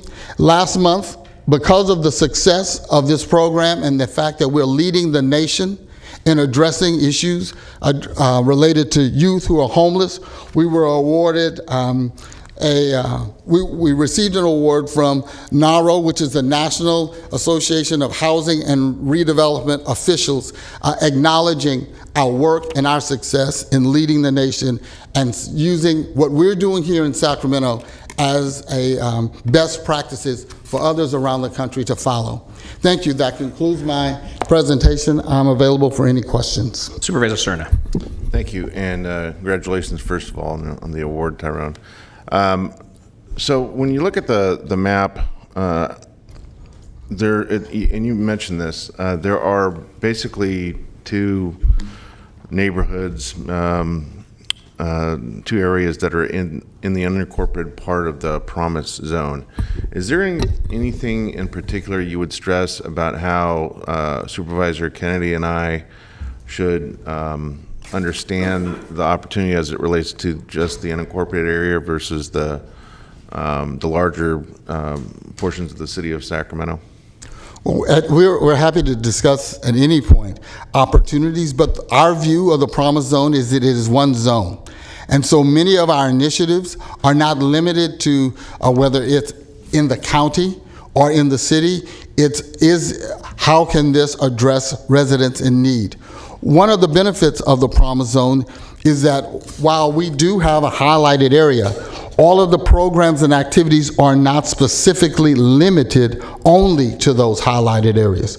And so many of the activities that we're doing are impacting many other areas, including the county, but outside the highlighted areas as well. But if there's a particular interest or need that we may not be aware of or that you would like to highlight as we're looking at opportunities to expand partnerships, expand impact and services? We'd be more than happy to talk about ways in which to do that. I should have been clear. I wasn't suggesting that there's some important distinction to be made about the difference in opportunity between the incorporated portions of the Promise Zone and the unincorporated. But from a technical standpoint, is there anything that we should be aware of in terms of very particular opportunities that, for instance, county funding, if we brought matching funds for any particular initiative, is there a unique opportunity in the unincorporated portions under the direct oversight supervision of your county supervisors versus the city council? Is there anything like that we should be considering? At this point, I think that because all of our work is really combined, one of the key things that would be helpful as we're applying for grants, and let me just say most of the funding, over $140 million, has come into the Promise Zone. Most of that has not gone to SHRA, by the way. It's gone to those entities and organizations who are doing work in the community. Many times when there are grant opportunities, and all of those are listed on our website. The agency that funded it, the agency that received it, and how much they received. And that's available for anyone to review at any point, and it is updated as we are informed about applicants receiving that funding. But sometimes that funding requires matching funds. In the case of P3, it did not require any additional matching funds, but sometimes to be competitive, as we've talked about with our housing issues, having some resources from the city or from the county to be able to use as matching funds helps that applicant become much more competitive. And the higher degree of matching funds that are available makes the application much more competitive. That is one way, not only the county, but any jurisdiction, including the city, that could be helpful in certain cases. I think also what would be very helpful is for us to sit down, have a conversation, and talk about some of the needs in those communities. You know, we've been working like in the avenues and some of those communities for a very long time. There are a couple of affordable housing complexes down there that we've tried to get off the ground. So sitting down and really talking about how we can really leverage the resources from the Promise Zone with any local resources could really make some significant changes. So that would be an opportunity for us to have that conversation. No, I appreciate that. And the things that come immediately to mind, for instance, are the time and energy and the investment that Supervisor Kennedy continually makes as it relates to Maple Neighborhood Center. Right. The same for myself as it relates to the Fruit Ridge Community Collaborative, serving the other side of the freeway, so to speak. And, have we really kind of scrutinized how the Promise Zone could, how we can maximize the benefit that comes with having those two centers in the Promise Zone in our respective districts, especially given the fact that, at least as it relates to the Fruit Ridge Community Collaborative, we're facing some challenges currently with regards to property management, ongoing property management, and the resources necessary to do that, and there's a long story behind it. And remember, too, that's in both cases, they're properties owned by the school district. And who knows what the future holds for their commitment, their ability to continue from a fiscal standpoint, working in collaboration with both of us and the county to make sure that those two centers continue to thrive and meet their missions. Mm-hmm. Absolutely. Yeah, I appreciate that, Supervisor Stern. I agree 100%, and anything we can do to help that and continue that. Ms. Dozier, you brought up the avenues, and yeah, we've done some great stuff. I mean, the Habitat for Humanity, and we're collaborating on some good stuff down there. The one thing that just to put in the back of your mind, this is a bit of a sidebar, but it's related, and you open the door, is it does, and one of the public speakers said so today even, it does drive me crazy to drive down on the avenues and see so much boarded up multifamily when we have a housing crisis in Sacramento. Right. There's got to be something we can do to kickstart rehab, and not just SHRA, but as a community. They've been sitting there empty, and you know, I know you have made efforts to try to purchase some of the larger properties to no avail, and I just want to continue to put some focus on there because we have opportunities down there that you know, we just have to figure out how to take advantage of. Correct. Thank you. Anybody else? Okay, I do have one speaker, and that is Kevin Carter.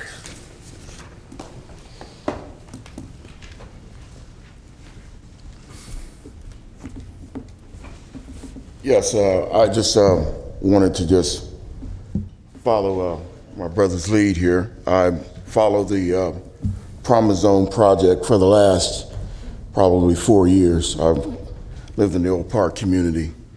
And one of the things I wanted to emphasize for that program that I'm working on now is a agriculture apprenticeship employment and housing program.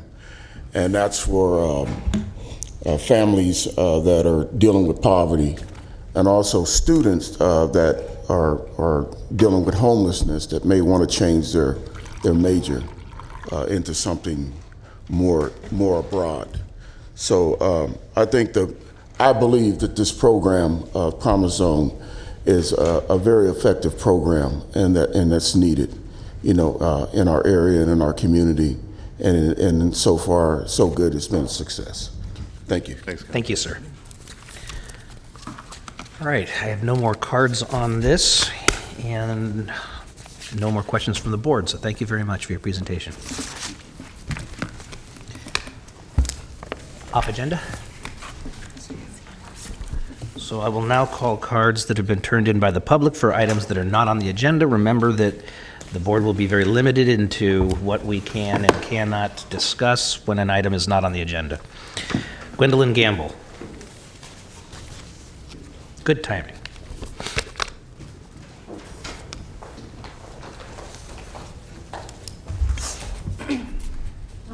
Hi, my name is Gwendolyn Gamble, and I wanted to speak to you guys about what you guys talked about with SHRA. I think the plans that you guys have set out were, you know, really good gung-ho plans, but isn't this a repeat of what you guys have already tried to do? I believe it is, I think a couple of times, and I think you guys aren't really, you guys aren't really, getting any results from it, so I think maybe you guys should switch up, or maybe you guys should put a different, program in charge of helping the homeless, because SHRA is definitely not getting it, or any of the programs you really have in charge of helping the homeless, because there's still a lot of homeless. The crisis is still going on, and it's only getting bigger. I'm not a part of it, but I literally go and I can't, my community is that.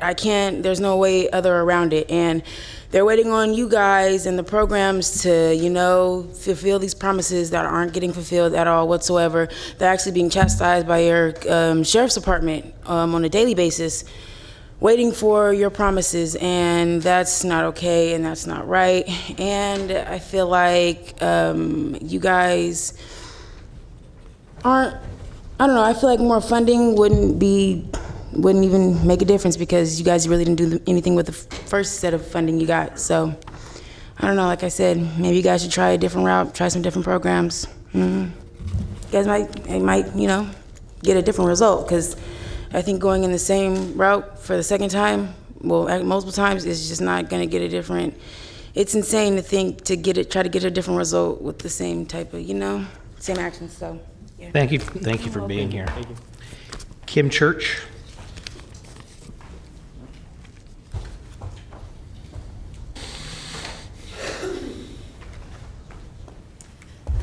So I'm here to go on record here. The over-policing of our unhoused neighbors, particularly during the aforementioned shelter crisis, is the most illogical, expensive, and punitive response to this county's humanitarian crisis.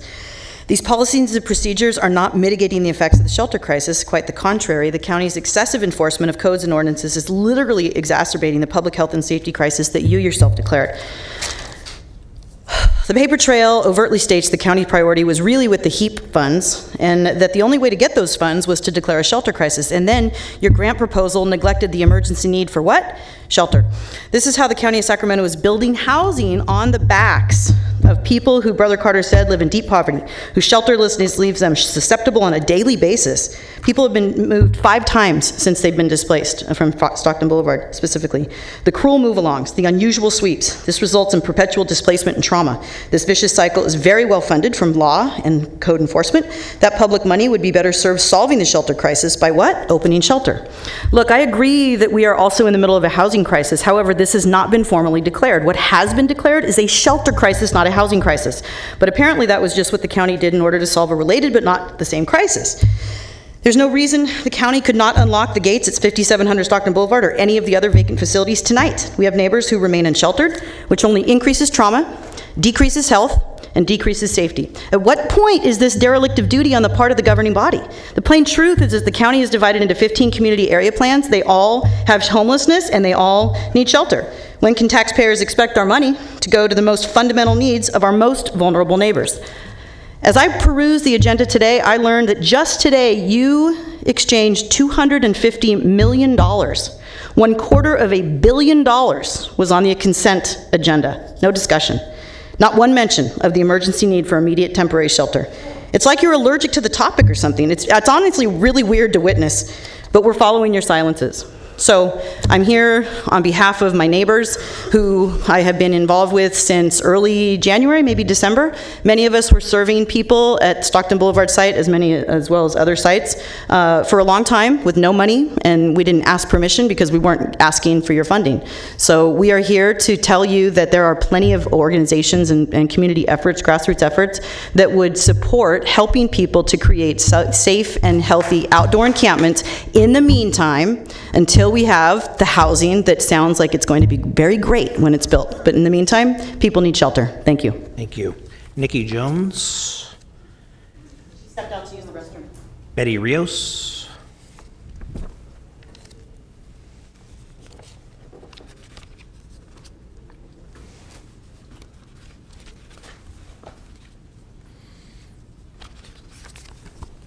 Hi, I'm Betty Rios, and I'm from 5700 Stockton Camp.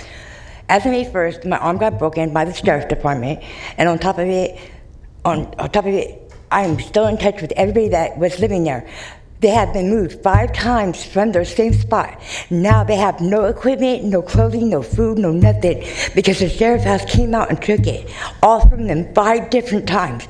Now they're staying underneath the stores, underneath the awnings. There's people out there that don't have pacemakers in them. They're handicapped, they're disabled.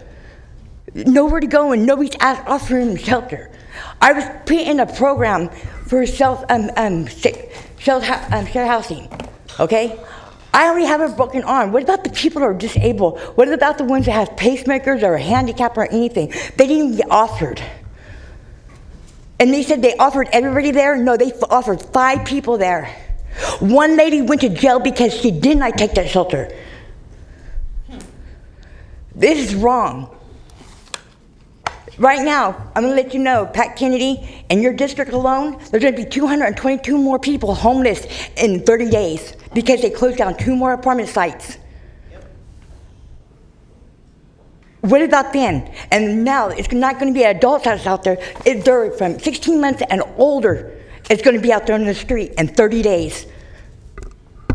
It's not right. We need a place to lay our head and have shelter. I'm not saying our place was the best place there was, but when we did get the dumpster site, thank you, Kennedy, for bringing us in, we had 1.5 filled up by the next morning.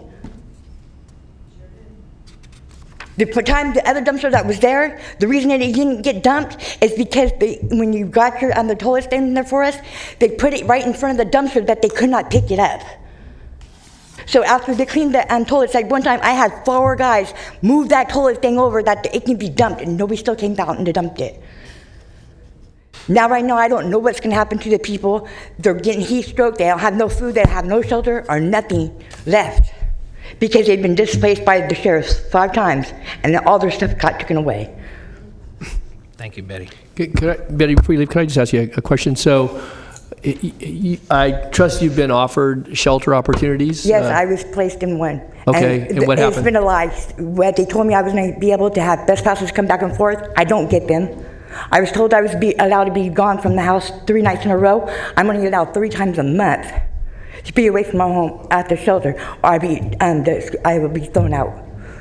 So you were in a shared housing situation, if that wasn't the case, but you're willing to accept shelter, obviously you have some conditions. I'm in it right now. You are in it right now? Yes, I'm in an Okay. SIH. Okay. Just one other question, because obviously, many of the folks who are out there in the street, as do others who've spoken. In some cases, people decline shelter. No, none of them declined No, nobody's shelter. declined shelter? No one. They were told they would have to be put on a waiting list. Only 5 of us got offered shelter, and 5 of us went. Except one lady went to jail. Yeah, I heard that. I heard that. So you have others only 5 who... of us got offered and got placed. Okay, and so... They said that's all they had room for. Okay. No, there was 94 people living in that camp.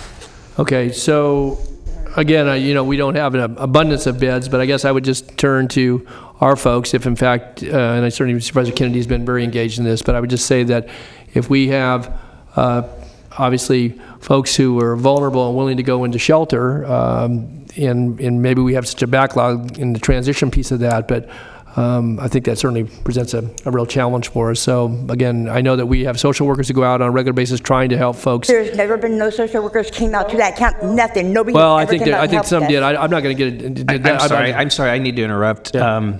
I just want to be warned and make everybody cautious that this is the subject of ongoing litigation, and so we need to be careful. Okay. All right. That's fine. Again, I just was listening to your testimony. I recognize that. Okay.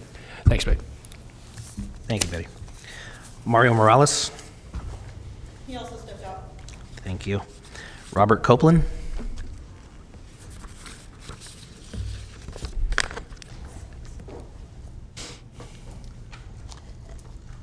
What the speaker said, spoke just before me, said it all. They need help now. How about all the other people in other parts of the county that are not getting housing, that are homeless? Were they offered housing? No. I don't know. But why do you kick a person when they're down? I mean, they're trying to survive, and the police raids the camp. Betty gets a broken arm. All the stuff gets taken? Why? Why do we have a rogue sheriff that uses heavy-handed tactics instead of trying to help the people? And he has a history of doing this. I mean, we need to replace our sheriff. Yes. And we need more housing. We need shelters now, not next year, not 2 years from now. We need them now. How many out of that $20 million that you did get from how much has been spent to actually help the homeless population? When you declare the shelter crisis, and why don't you declare housing crisis too? Because we got a housing crisis. I mean, the county and the city and the state and the federal government has fumbled the football, as they say. People need help now, not later. Thank you. Thank you, Robert. Frederick Gale.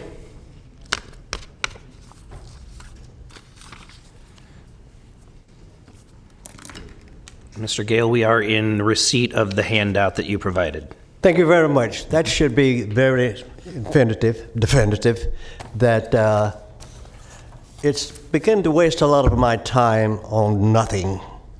And it looks like maybe a Macbeth kind of situation or something. I was an industrial engineering, I did that, a procurement analyst, fire control, management analyst, and I had public service quite a bit. And I keep getting these letters, and you got that one. I got one many years ago, and I think that whoever that person is, they need mental help or something. And this is not, I was born in 31. I went through, what is the other guy, El Duce, Schicklgruber, as if they were on my property going around looking to see what I have. What is that I have that I couldn't store if I do? But I do have a shed, bicycles are there, and I think a couple of trains are in there and polo balls and what have you. And I wondered, what does this person, we do have a mental segment of health in Sacramento. Maybe that person needs that. Either if that person would put their name on something, maybe I could find out who they are, and we come and take them to a tour of my place, my house and my yard or what have you. But I don't want to be paying a fine for foolishness, and I question the competence of the person, the inspector came out, or whoever. I tried to get a call to that person's boss to get their position description, what their qualifications are. But I'm going to make it short. The conversation you've had today has been tremendous.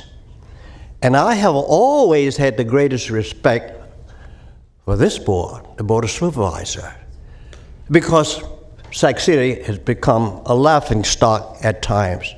But this to me was the Supreme Court, where I could get great results, people who thought things out, not just foolishness. As I say, I was born in 31, went through a lot of stuff. Dust Bowl, Allison Davis, American Dilemma, and we got the same stuff. Can you wrap up, Mr. Gale? Of course. I'll make it, that's the whole thing. And I appreciate, as my kids used to say, make daddy go last, and you can shut him up. Well, you're not, you're not quite last. Thank you, Fred. Mr. Gale? Mr. Gale?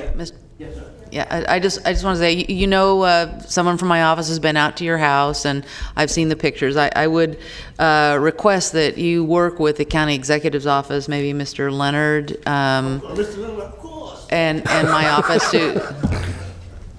My invitation is still open.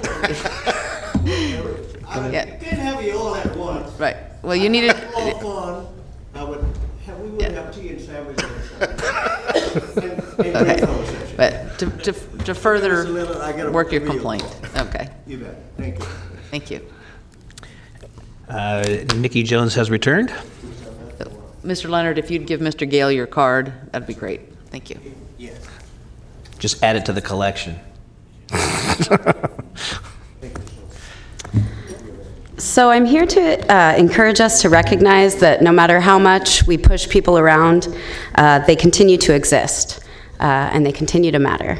To paraphrase longtime advocate John Cranes, if you don't designate a space, you've designated every space. And this continues to be true in this case. In alleys, fields, strip malls, nooks, crannies, and any bit of ground, hard or soft, thousands of Sacramento neighbors attempt to find rest each night. And as a status quo, I believe we can all agree that it's tragic and unacceptable. But then the question presents itself, how do we respond with the respective power that we have? For folks living outside, much of their energy, their power goes into survival. This was certainly the case for those living at the Stockton Boulevard encampment.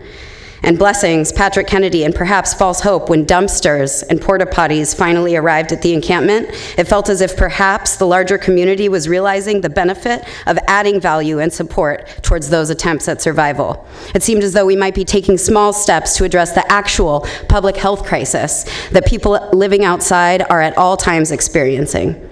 But on May 1st, when this board, Patrick Kennedy, and SHRA finally bowed to the long-term pressure of the Stockton Boulevard Partnership and the local law enforcement officials to send in the homeless outreach team with no shelter, flanked by dozens of sheriffs and riot gear to displace approximately 100 residents, trash, compact homes, medications, survival gear, vital documents, and other personal property in both literally and metaphorically their community.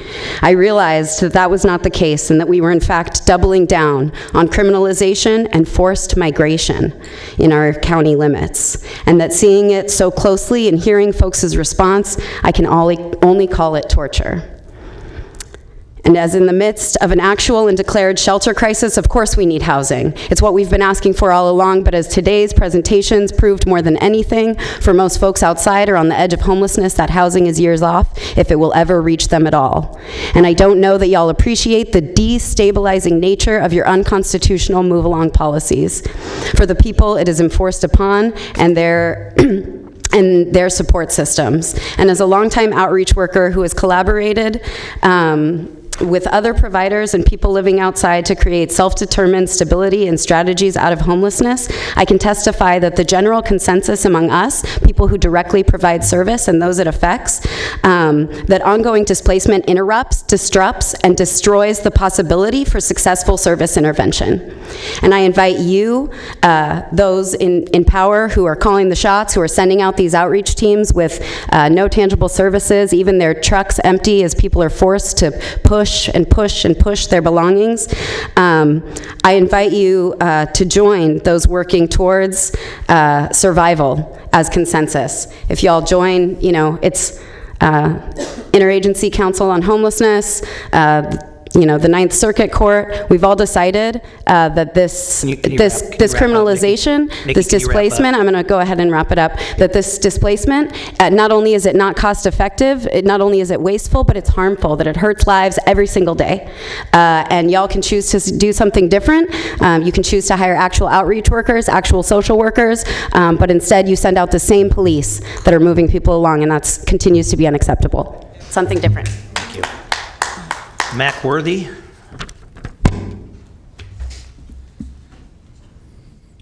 Now we're going to see if Mr. Gale's children are correct.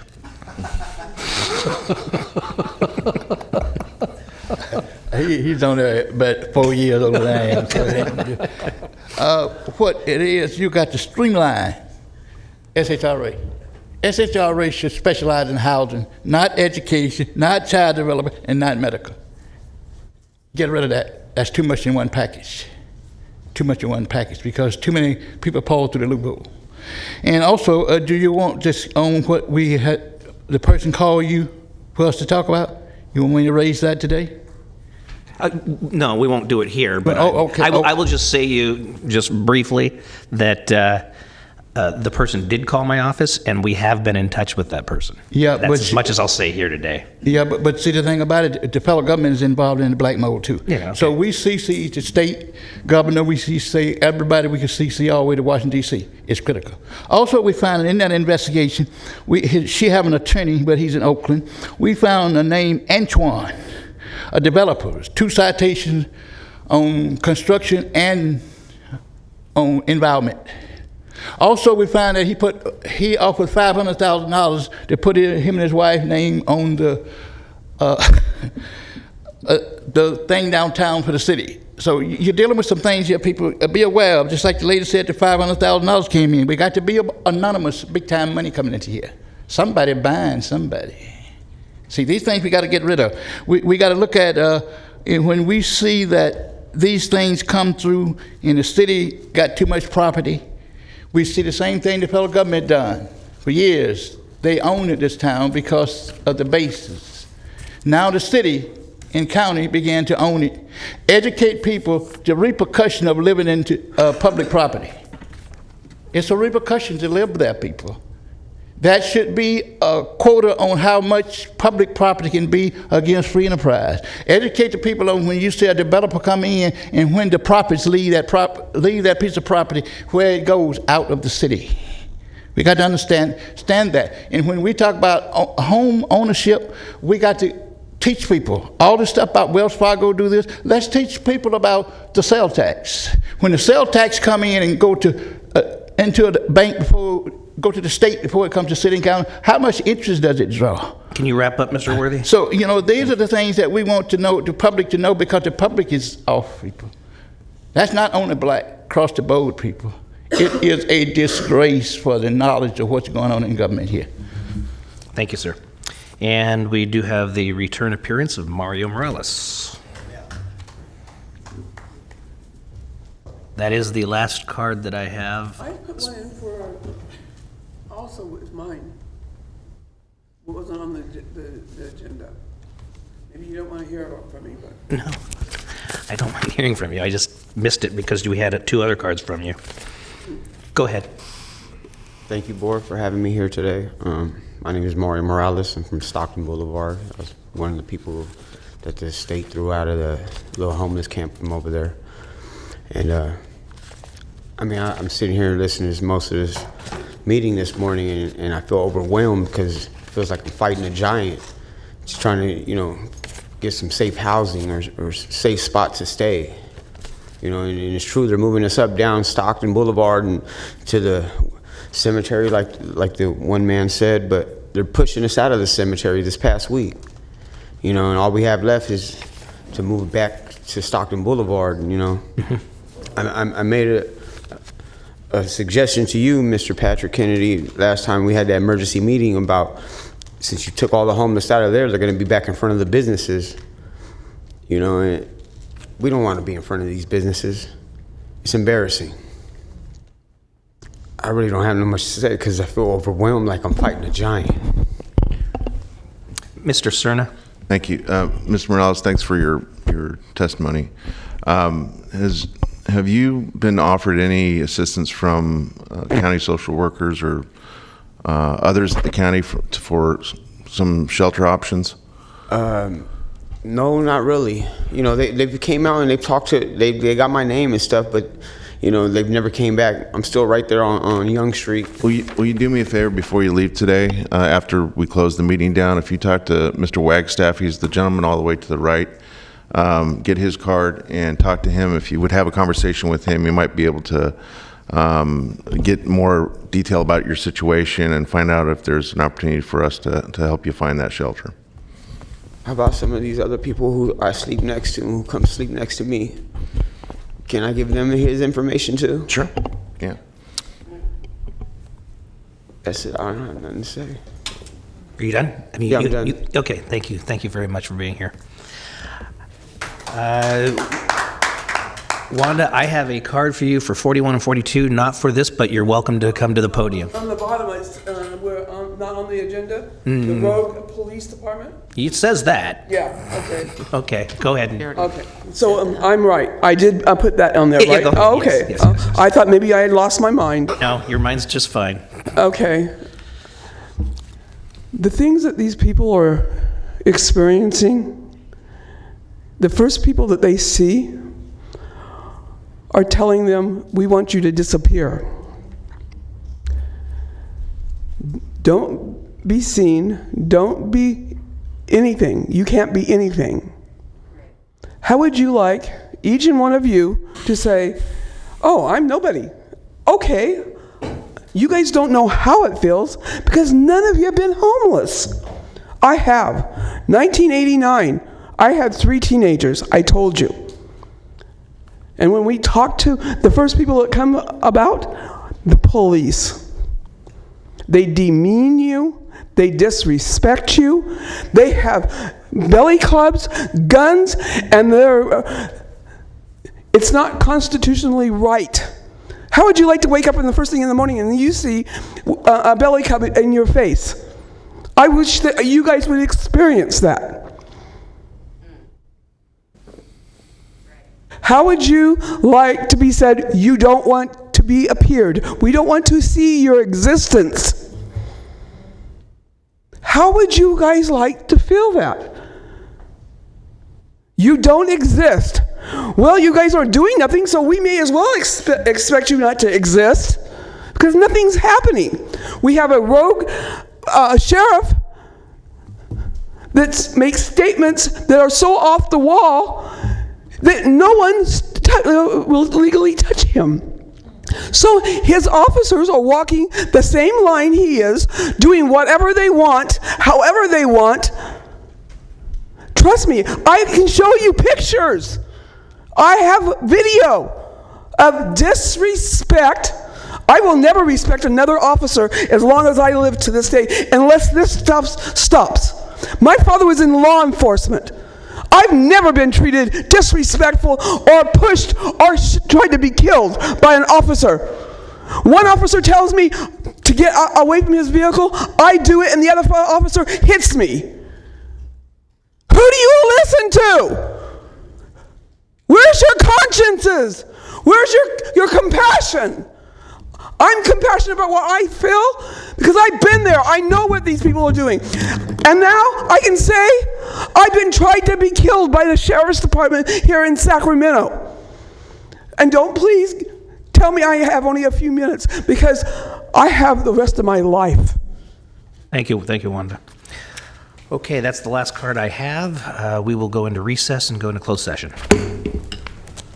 Yeah, come up with a solution. Don't come up with some barefaced lie like the city does. Yeah, I've been to both of you guys' meetings. I see no productiveness.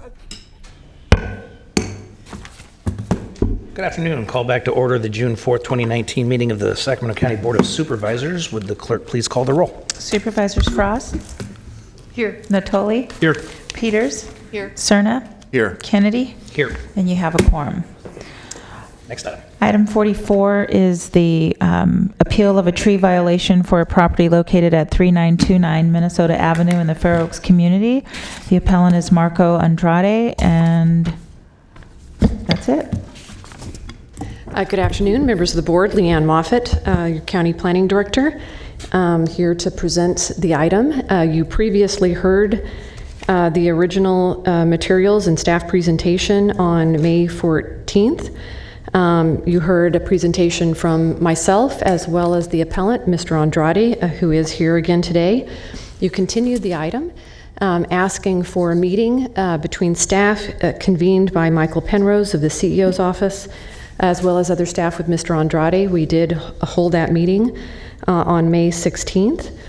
And we have written that up in your board materials for today.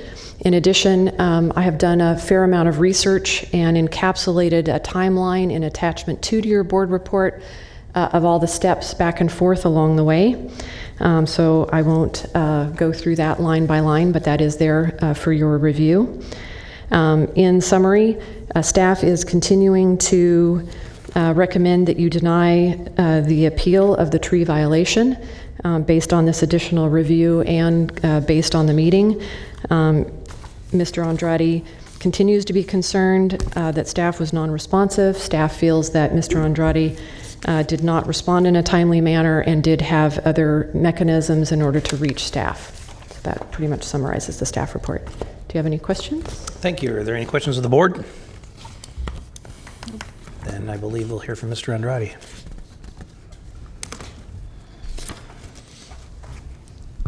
I'm pretty much right between the two. Sorry. Yeah, there you go. I'm pretty much, I said I was going to come here. I wasn't going to get mad. I was going to accept the same type of thing. They don't, he said he did the research. He said that my counterpart, that Mr. Hurley, went out there and Claire told him that he needed to talk to the Tree Foundation. We had this conversation over and over. Why would I continue to go down to tell them that I wanted to pay it off to get closure to this? And again, I still come up with the same thing. What is a reasonable timeline once we've accepted to close this and saying, hey, we're going to pay it to do this? What's an acceptable timeline? I can't get that. And then the other thing is that it comes down to Claire's word. It's unacceptable. I've lost a lot of money. I have every right to be upset. I'm not upset with them personally, you personally, but the county is, there's no accountability. There's nothing. I said I need to get this paid off. I need to get this done. And I got nothing. I called. I went to the county supervisor, John Durborough, Todd. I went to all of them. Why do I still get the same thing? It's just over and over and over. And even going to her, if she could not change those fees, I should have never even talked to her. I should have came here to begin with, rather than go through all that process and wasted time and emotion. It's a waste of time. So I'll accept whatever you guys give, and I'm going to walk away, but I'm not going to tell you, I'm mad. I'm very mad. I lost a lot of money. And it's personal to me now because he's retiring. He doesn't care anymore about what me and my family and what we've lost. And I keep hearing the same thing about Claire. And every time I called, I went to the county. There's other tree people, but guess what they said? You have to deal with Claire. And I can't get a hold of Claire, so what am I to do? What am I to do, guys? I'm not just coming up here. I don't want to come up here and be mad or be upset for no reason. I just wanted closure. So I'm coming. I'll accept whatever it is. But I promise you this. I do lots of properties. And if this continues to go like this, I will continue to come back and to fight for what's right for us on the other side, because this penalty system is not fair. That tree thrives. It does everything. And even when she said, she gave us that writing, when I paid it, she came back again and said there was more stuff that she told me I needed to have. And I asked for it in writing. She didn't give it to me. She told me no. So when was I going to get clarity on what was really what I needed to do to get it close? There was never no end to it. There was always something. When I tried to get it closed, I couldn't get it, not even from the boss. So from up here all the way down, it's understandable. I see it now. There's no reasonable timeline to get stuff done. That's all I have to say. Okay, Mr. Andrade, when you, just to be clear, when you specifically said that tree continues to thrive, you're talking about the large oak tree with the trench? Yes, beautiful, better than it's ever been. Okay, thank you. Are there any questions from the board? I have no questions from the public. Is there anyone in the public who would like to address this issue? And we'll bring it Mr. back. Chair? Yes, sir. I actually do have a question for Leanne. I think I was one of the people, one of the board members last time that suggested a timeline would be helpful. So can you help me? So it sounds like the way Mr. Andrade has characterized his grievance, and step in here if you think I'm mischaracterizing it, but it sounds like he believes that he tried to do what he thought what he was being asked to do or supposed to do, and the delay was a function, again, according to him, of not getting clear direction back from staff. So where in this timeline, and maybe if you just reference it by paragraph number, where's that breakdown occur? Right. So initially, on line 7, back in June of 2017, planning sends detailed information to Mr. Andrade about the fact that there is a violation and what he needs to do. And his fundamental responsibility is to provide us with a site plan, potentially hire an arborist, and give us information that we can review. The violation being that there was grading beneath the drip line. Yes, we received multiple neighborhood complaints that there was impacts to trees occurring, and so it was a complaint-driven visit that was made out to the site that did document that there was a violation. So we put in writing as of June 30th what his responsibility was to do, which was to provide us with enough information that we could assess the impacts and see what was going to happen on site as a result of the house. We also provided him with information about how he's supposed to make sure that there's no construction debris around any of the oak trees, and how to protect the oak trees during the construction of the home. And then we put a hold on the final issuance of the building permit, working with building, as the mechanism to ensure that there was ultimately a response. We did not hear back from Mr. Hurley, and it was then you go around to lines 14, 15, 16, where Mr. Andrade is... Which is a year later. More than a year later. Yeah. He is seeking to clear the final holds on the building permit. Okay. And he goes out to building inspection.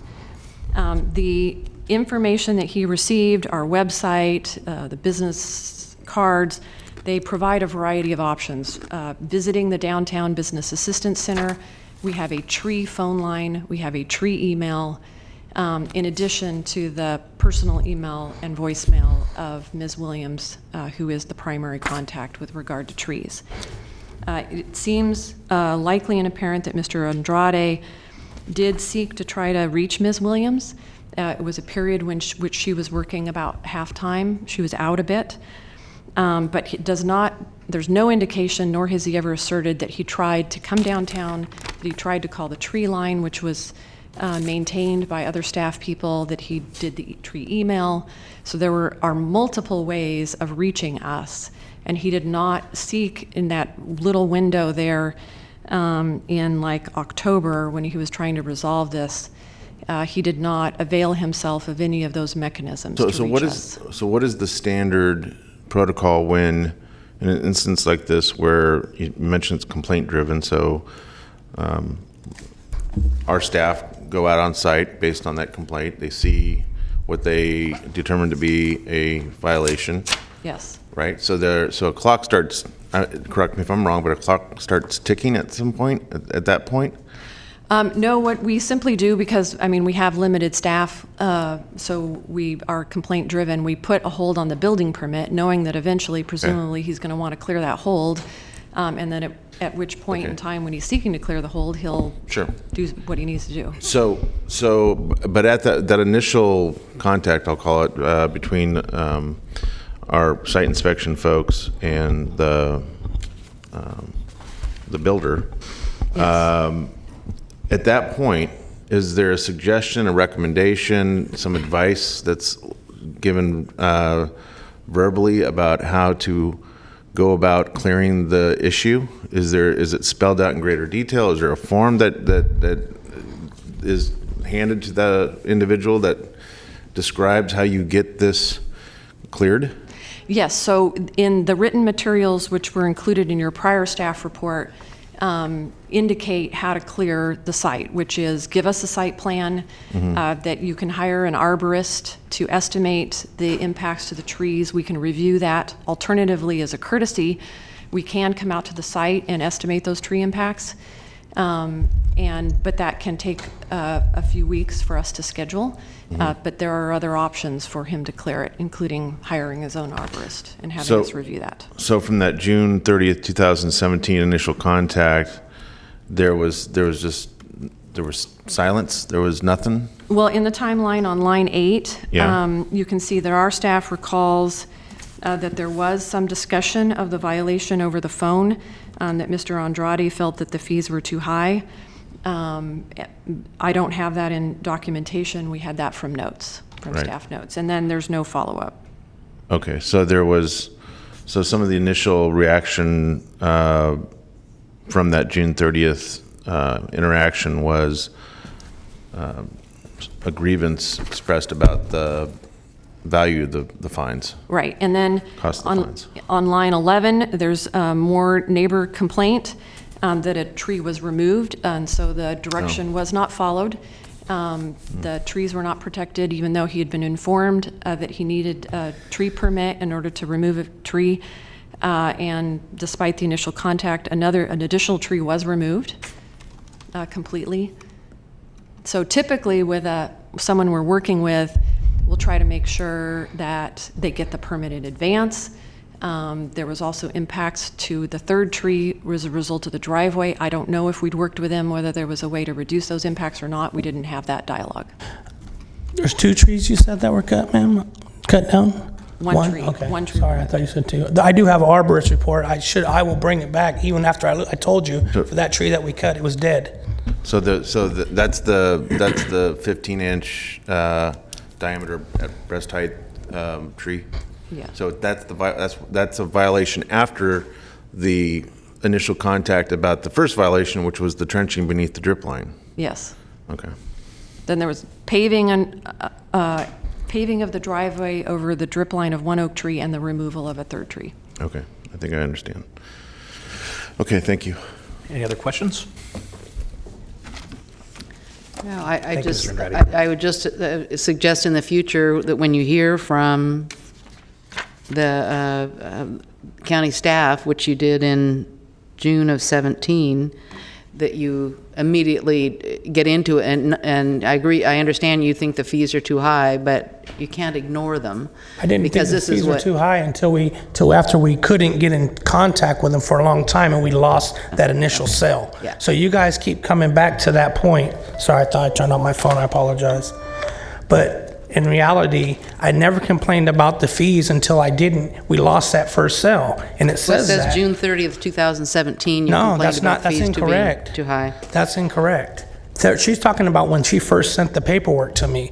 I think the point is they notified you there was a problem with the trees, and that's the time to sit down and talk about it and find out what's going on. Well, if I'm dealing with the county and they're coming out and I'm thinking one hand knows what the other is doing, and my thing, and I was told to only go to Gady for that permit because we had an original stop work order. So as far as I'm concerned, again, we've went through all of this, and your guys' questions, they're noted. But my point, my biggest problem is not that. My biggest problem is when we said, okay, we're going to pay. What can we do? We need to pay this the fastest way possible to get done with this.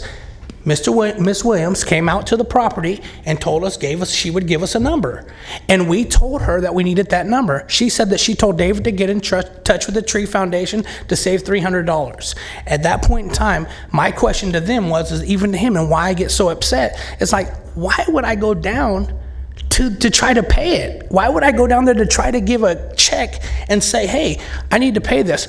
Well, we have to get a hold of Claire. So they called Claire. And every time they say we got all these different tree people, every time I called, it was who I needed to talk to was Claire, the tree lady. There wasn't multiple tree ladies. It was Claire, the tree lady. So again, I understand what you're saying, Ms. Peters, but it's a year later. I mean, this started in June of 2017, and when Claire was out, it was September and October of 18. The biggest problem was from when we tried to get it in in this year, in the last part of 18, when I was trying to get it closed because we're trying to get it signed off because we had it in contract, and we need to get final permits and all that stuff done for their inspection period, and we lost a sale. So of course I'm going to try to do that to get it done because we're in contract. So I'm trying to provide what they need so we can close that, so we can pay them, pay everybody, get paid off and be done and limit our losses. But the thing is that you guys it's hard for me because you guys keep overlooking the fact I'm saying, okay, fine, slap me on the hand, that's fine. I did wrong. We did wrong. I didn't do this like I should have. And yes, there are things I would do over. Of course there is. But the thing is also too, is I'm not going to say, oh, well, I thought this, I thought that. I said, listen, we're accountable for what we did. But where are you guys accountable for the timelines of when we're saying, find me. What do I have to do? I need to get this done. What's the quickest way? How do I do this? And for her and you guys still to this day, there's no timeline. They revert back to June 17th. He was negligent to get this stuff done. We gave him this stuff. I got that. I'm okay with that. My thing is that I have carrying costs while I'm waiting for the county to give me when I'm saying, okay, I'm guilty. Give it to me. What do I got to pay? Let me pay it. That's unacceptable. I'm looking at the notes from even December of 2018 where you're still discussing with staff lowering the fee, that you don't agree. Why did I ask him to lower the fee? Did you read my permit or my email? Did you read that? Why did I ask him to lower the fee? Because we lost a sale. And we lost a sale, and I was frustrated because of that timeline, because I couldn't get in touch with her to get a payoff, to get it done, because they wouldn't let me pay them. I had my checkbook saying, here, let me pay you. The county, let me pay you. We need something in writing from Claire Williams. Claire Williams has to give us this. That's what I needed. So basically, they called John Dorborough. All these people, all of them, I called all of them. And John is like, he can tell you to this day, John Dorborough told me this is crazy. He understands, but he can't get in job. I can't get involved that deep, but whether I agree or not, I don't want to have no problems with my coworkers. That's how bad it's been. It's been so bad. I'm not trying to throw him under the bus, but I literally would go spend time. I had to go sit in Gady and say, I'm not leaving until we can get this done. I need this done, guys. So again, you're saying, yeah, of course, when I lost the sale, I was still saying it's too low, but still I said, you know what? I got to pay it. We're in contract again. I said, hey, I got to pay it, but yeah, if I can get it down, because I went from a $740,000 contract to a $700,000 contract. Yes, I lost a lot of money, and I had to pay the difference. So yes, I'm upset, but you still, if you do anything today, make them accountable for getting back to people on time and doing that part. If somebody's saying, hey, I'm accountable, I'll do mine, where's their accountability? There's none. And even don't waste people's time. Don't waste people's time and have them going back and forth to the same thing if you can't do nothing for them. And I'm mad and I'm hurt. This is very stressful. I spent so much money, you guys, and I know to you guys, I'm not saying you don't care, to them, man, this guy's one of the nicest guys that I probably ever met. But when he said to me, he said, hey, you missed something. Dave Hurley heard this. She told Dave Hurley to go there. That was just another out to me, and I'm thinking like, man, this is crazy. These guys really don't care. They're gonna try and get the quickest, easiest way out of it, but that's wrong. So regardless of what happens, I got to say what I wanted to say. I appreciate you guys hearing, but this is wrong. There's nothing right about this. I deserve penalties. I definitely do. I definitely do. I have no problem with that. But this penalty is not even right. And there's all kinds of things I can bring up, like the trees, where she said you can't have the trees, rocks around the trees. So I drove around the county of Sacramento, and I got where the county of Sacramento takes care of trees, where there's rocks all the way around the trees. And guess what? Those trees are okay. But everything that Claire could find wrong for me to have wrong with my house, guess what? It happened. Claire never asked me for an arborist thing when I cut that little tree down in the front, but it's okay. That's my fault. I'm okay with that. Okay, then let's stop talking about that. And I think what you came to complain about today was responsiveness to getting a payoff amount. Is that what you're wanting to tell us about? Yeah, definitely, yes. Okay. If you could wait a minute, can I ask Mr. Penrose if you can explain that to me? So I think you guys have a good assessment of the timeline here overall. In that time when we spent this hour and a half this past week or so behind, the one thing that I identified as a potential deficiency that we haven't really responded in terms of deficiencies here, but is that period between October 30th, 2018, when Claire met in the field with the other owner, his partner, about what the obligations were and what the penalties were. There was some lack of clear communication about who needed to do what when between there and when the actual bill, I'm using the wrong term, right? When that was actually issued, which was about a month later. And so I think in response to the timeliness issue, if the communication had been more clear between all the various people involved, that we would have likely been able to prepare that invoice more quickly. What happened is that there was this Sacramento Tree Foundation nuance that came in, and there was some lack of clarity about who's going to do what when. That happened with his partner, right? And so, as I understand it, in hearing all the detail on this, is that Claire was waiting for the partner, this guy David, who's not here today, to respond back to her about what was going to happen relative to the Tree Foundation option for payment. That never really happened. The partner, Mr. Hurley, wrote an email to Claire, but he sent it to the wrong address. So there was this gap of communication in that period, right? That was one. At the same time, Mr. Andrade is going to the building department, trying his best to see if he can get to the right person to get this thing resolved so he can make his payment. And that really was kind of going to the wrong place. Not that he was doing it wrong, but it was going to the building department people instead of being at the tree place. And so that's where, as I look at the details of people trying to get this last little period done, which is what he's talking about, that I see some deficiencies in the communication and the really clear guidance on this is what you will do now, and this is when, and I think that extended that period a little bit, because as I understand it, Claire didn't hear anything after a few weeks, and as was identified here, she said, I'm going to issue that document. And he's expressed his frustration about being able to get through to Claire during that period of time, those weeks. So I think there's something to be harvested here in terms of our administration of these violations, in terms of clarity from county staff to say, okay, you need to do X, right? As opposed to having a little bit of a waiting period. And that really was a third leg, frankly, as to Mr. Andre. That's as I saw it, as I went through it, and I can't say that I have every little fact, but that this whole thing about that, 4 or 5 week period of being able to get the invoice, I think partially hinges on those kinds of three-way communications that were happening relative to this particular claim. So that's the only thing I can add. In the attachment, that's on page 3, it's lines 19, 20, and 21. So the site visit was done on October 30th. They indicated their desire to pay the tree foundation in order to save some small amount of fees. They email her, but they use the wrong email address. And they, instead of an L, they put in a 1, or Mr. Hurley does.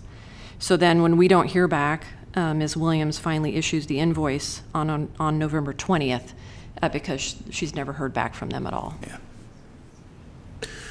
Okay. Okay. I have a question regarding the notices. Did all the communications happen via email, or was there a formal letter that summarized the requirements that we had, that the county had of him, so that he had a formal notice sent to him? They were email correspondence. They are intended to be formal. I mean, it's a form email, but it was done via email instead of snail mail or U.S. But it was Postal email Service. from 2017 to 2018. There was open communications, and then all of a sudden in 2018, they somehow lost the email. I don't know. There were a lot of communications. We know over- that they got it because we have record that there was conversation after the email went, so I don't think that there's lack of clarity about whether they received the initial email, because there was follow-up calls as a result of the initial email notice of violation. But the gap in communication was a year after, so there were ongoing email communications back and forth. No, they didn't reach out to us after this June period until, well, After June 2017? For a year. For a year. Well, we did the site visit 13 months. in June and identified an additional violation. So. And there wasn't so there wasn't an established back and forth communication via email? No.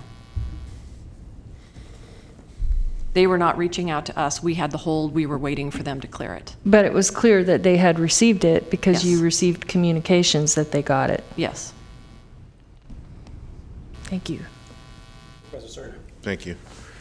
So hearing what I just heard Mr. Penrose say and what you just mentioned, Leanne, I'm actually more confused. I mean, it seems like it was a series of errors, and I'll say it, I think some perhaps on our part for, quite frankly, working with the property owner. Well, I understand there's two parties that represent the property, so the way I heard it described just now is there was initial contact with one property owner about the violation, then there was another property owner that then comes into the mix, and there's kind of the first series of events that make this confusing, because now you have assumptions being made that the same timely substantive communication is being made to the same people at the same time, and clearly that didn't happen. So my question is this: this is an $11,400 fine. How much of that fine is attributable to the timeline? The fees are an impact fee from the Oaks. Okay. There is no penalty, there is no fine. The fee amounts are the same, whether Okay. they'd come in and gotten a permit to begin with. Nothing has been assessed above and beyond had they walked in June and got the permit versus now. Okay, so we've heard Mr. Is it Andrade? Andrade. Heard Mr. Andrade say several times, back then he wanted to pay the fine. Today he wants to pay the fine. He's frustrated because of this mess, of this communication mess. But there's nothing about the mess itself in terms of the timeline that affects the value. The value of the fine's always been the value of the fine. And he has already paid the fine. Okay. Yeah. So I'm not sure which. The dollar amount is the dollar amount. My hands around what's to be had from all this at this point. Right, and I would say further, we passed the money on to the Tree Foundation. The county doesn't keep the money. Planning receives no dollar Okay. amount. All right. Supervisor Peters. Thank you. Listening to all three people talk, I'm going to suggest we split the difference and give him half his money back. I'll second that if that's a motion. Can we do that? I mean, Krista, can we do that? Yes, we can. Okay, I just want to get clarification. Yeah. For a cost? The fee, I believe you can legally do that. I don't think there would It's be going an to be appeal. complicated on our end, but, Yeah. you know, we had some confusion on our part, but. Yeah, we simply will give less money to the Tree Foundation. Yeah. So, you okay with that? Yes. So, Not exactly everything you wanted, but it kind of addresses errors on both sides, I think. And I think you heard it, both staff, and I just tried to point out that, you know, there's some acknowledgement that things could have been handled better in terms of the communication. It had to do with the circumstance of different parties hearing different things at different times, and people being out and misspelled email addresses. I mean, that's enough for me to kind of conclude that, yeah, it could have been handled a lot better. And I'll say further that, you know, we all get these issues that come in. I mean, we're a big organization. Things happen. Yeah. But it's probably, we're not perfect. And it's probably a good time for us to take a look at our forms and our procedures again and to continue to refine and get better. Maybe bring in a retired annuitant to do it. We actually have the tree code under revised. They're revising it. Well, now. I know, but as an example, Yeah. I've had code enforcement penalty notifications come in with 3 or 4 different phone numbers on one sheet of paper. Confusing to people who aren't used to dealing with government on a daily basis. You know, it's not to say that they weren't, you know, legitimate fines and violations, but we could probably refine our communication with the public to make it a little less confusing. That's all I'm saying. So, do we have a motion and a second? Okay, so this is, we're not going to, how do we do this, Krista? We're denying half of it. Right, so I guess you're granting the Granting the appeal and directing Reducing staff the to fine. Refund Yeah. $5,700. 50% of the fee that he paid. Okay, That's my motion. Second. Okay, we have a motion and a second. Please vote. Unanimous vote. Okay, you're going to get half your money back. Okay, thank you. Okay. Thank you. For the next 2 items, I was told that I need to call item 46 first instead of item 45. Item 46 is the 65th Street, Florin Road, AMPM tentative parcel map to divide 13.8 acres into 2 lots, a use permit to allow a 24-hour automobile service station and convenience store, a special development permit to allow a reduced landscape planter and increased signage, and a design review on 1.25 acres for a property located at northwest corner of 65th Street and Florin Road intersection in the South Sacramento community. Good afternoon, members of the board. I have a PowerPoint presentation.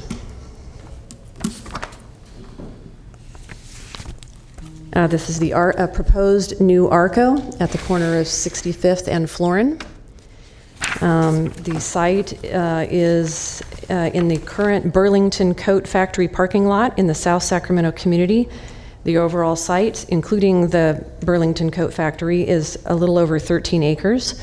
The request before you today is for a tentative parcel map, a use permit, a special development permit, a design review, and then there's a related request for alcohol sales, a PCN item that I will be presenting subsequently and separately. Let's see. Oh, you know what? This is, can I get the other PowerPoint up? I'm sorry. I actually need the PowerPoint for item 46. I think they just put it up. Sorry about that. They're working on it.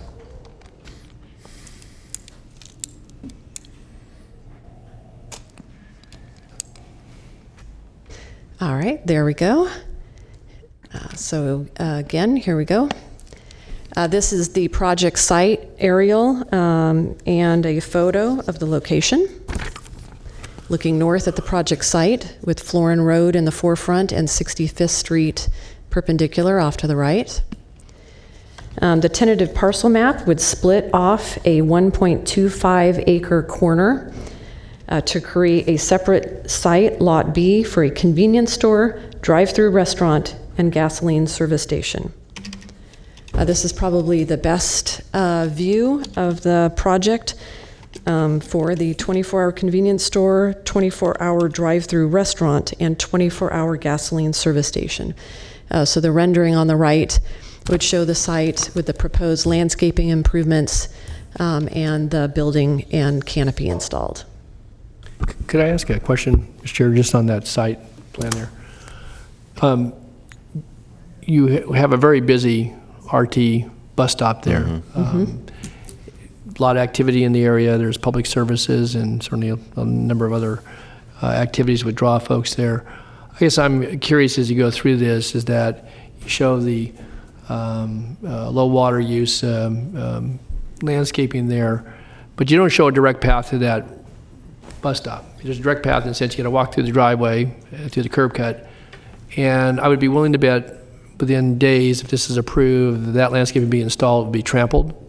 And so I think there needs to be some consideration, and I also would suggest, again, I don't want to get too deep into this, but I know that RT has done a much better job and certainly has worked very hard to keep our bus stops clean and to make sure trash is empty and so forth, but you are building in a fast food restaurant and a convenience store within, you know, you talk in a faint whisper and be here at the front door. And so I guess my suggestion, it's not uncommon, we have this elsewhere, but that you have an opportunity here, and I think some consideration for how that interfaces with RT, but also just the traffic pattern. I got to be willing to bet people are going to walk across the parking lot through the landscaping and is going to trample that, and before you know it's going to be all worn out. And so I see no pathway there in that rendering that gets you there, and not that you can dictate people are going to use that, but Leanne, I just think that's really important. And you know, that's a heavily used bus stop, as I'm sure my colleagues know, and obviously the Supervisor Kennedy's district, but.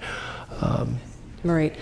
So in a little bit of explanation, and that may not change the fact that you still want a walkway there, but just there is a walkway over more on the 65th Street side off on the right. That's where the ADA path of travel, I believe, is the flat walkway. There is a requirement for 20% landscaping, and so I think the applicant was trying to address the county landscaping requirement. So this landscape planter in the front here is wider than normal. I think it's around probably at least maybe 25 feet or so. So it's a fairly deep planter. I think we thought it was good to have that out on the Florin Road side, that would look more appealing. I think that's fine. I'm just talking about the realities of what that's going to look like in a few days after constructed. Right. So, and maybe the applicant needs them to, have sort of a plaza there and then make up for the landscaping elsewhere. I mean, they're doing a deal with Burlington, and that's a big site with a lot of parking area, and obviously you have to have turn radiuses and so forth. But I just think the reality is that it'll look nice when it goes in, and it won't be very long. Just knowing people's travel patterns before that's trampled, and and then bark picks up litter if that's a correct portrayal there. Mm-hmm. I just think there needs to be some other thought into that. I'm glad they're going to do 20%, and that's a good thing. But I just think that this doesn't reflect the reality of what that use is going to look like before too long. Got it. Okay. Thanks. Yep. Mr. This is the slide that has to do with the landscaping. So it's actually a 20-foot landscaping planter on the 65th Street side. So instead of 25 feet. So that one's a little narrower, and then the wider landscaping planter is on the Florin Road side. And they are seeking to match landscaping that has been installed in front of Burlington Coat Factory, and that's what that photo on the right there is, which does have the barks and the shrubs. There's also a special development permit for signage and design review. Some of this has to do with the standard signage on the ARCO, so I'm not going to belabor that point. And we are looking at the sign code as it relates to a lot of the standard signage on the pumps, but this addresses that. But the pumps are pretty standard, any ARCO that you would see. That's again what this slide is about, having to do with the signage. So with regard to the design review of the structure, they do have a fair amount of articulation and stonework on the bottom and relief. There is the drive-through that goes around the back. So the back side will have for the future fast food restaurant, it will have the pickup window and payment on the back. But the back side also has some trellises for vertical, either shrub or vines, as well as continuing the stonework on the bottom. And then the site plan also has some additional vertical elements where vines will be grown up to distinguish the drive-through aisle from the existing driveway entrance into the Burlington Coat Factory. So there'll be some vertical elements between those, the fast food drive aisle and the driveway to help make for green area in a vertical way. Okay, Supervisor Serna. Thank you. So I'm trying to understand the north elevation, at least. Yes. The one in the middle there? Yeah, all right. Well, I'm looking at what I have on my iPad versus what you have up on the screen. The one on my iPad doesn't show the pavement or the location of the fast food on the north where you'd have the exchange of food and money. Is it I'm trying to look at the west elevation. It looks like it kind of has a window that pops out or something. I mean, it's a little odd because you have a drive aisle for the drive-through that passes a non-drive-through use, and then at the tail end, that's where the transactions occur, correct? So there's a convenience store that would be on the east end of the building, and that's the Arco convenience store. Right. And so the drive aisle goes past the back of the convenience store. Right. And then the west end of the building is going to be a future fast food restaurant. And that is where the window is where you're going to pay for your food and pick up your food. Okay. Does that help? Yeah. So there's two separate uses in the building. Sure. Do we have an example of something like this in the county yet? We do have multiple uses. I know at the new Arco at Bradshaw. I will admit I haven't actually gone through any of those drive-throughs to see how they work. But where the drive-throughs is basically passing up one user in the same building to get to the end user, which is the actual fast food, right? Yeah, I think we do have other examples. Okay. It actually allows for more queuing too, doesn't it? A lot more queuing. There's a ton of queuing in it, yeah. Okay. Thank you. Sure. So the key points in summary here, with regard to site access, is the Florin Road access will be right in, right out only. There is a current left in and right out from the 65th Street side where there's a current drive aisle into the Burlington Coat Factory around the backside. That would be an alternate access.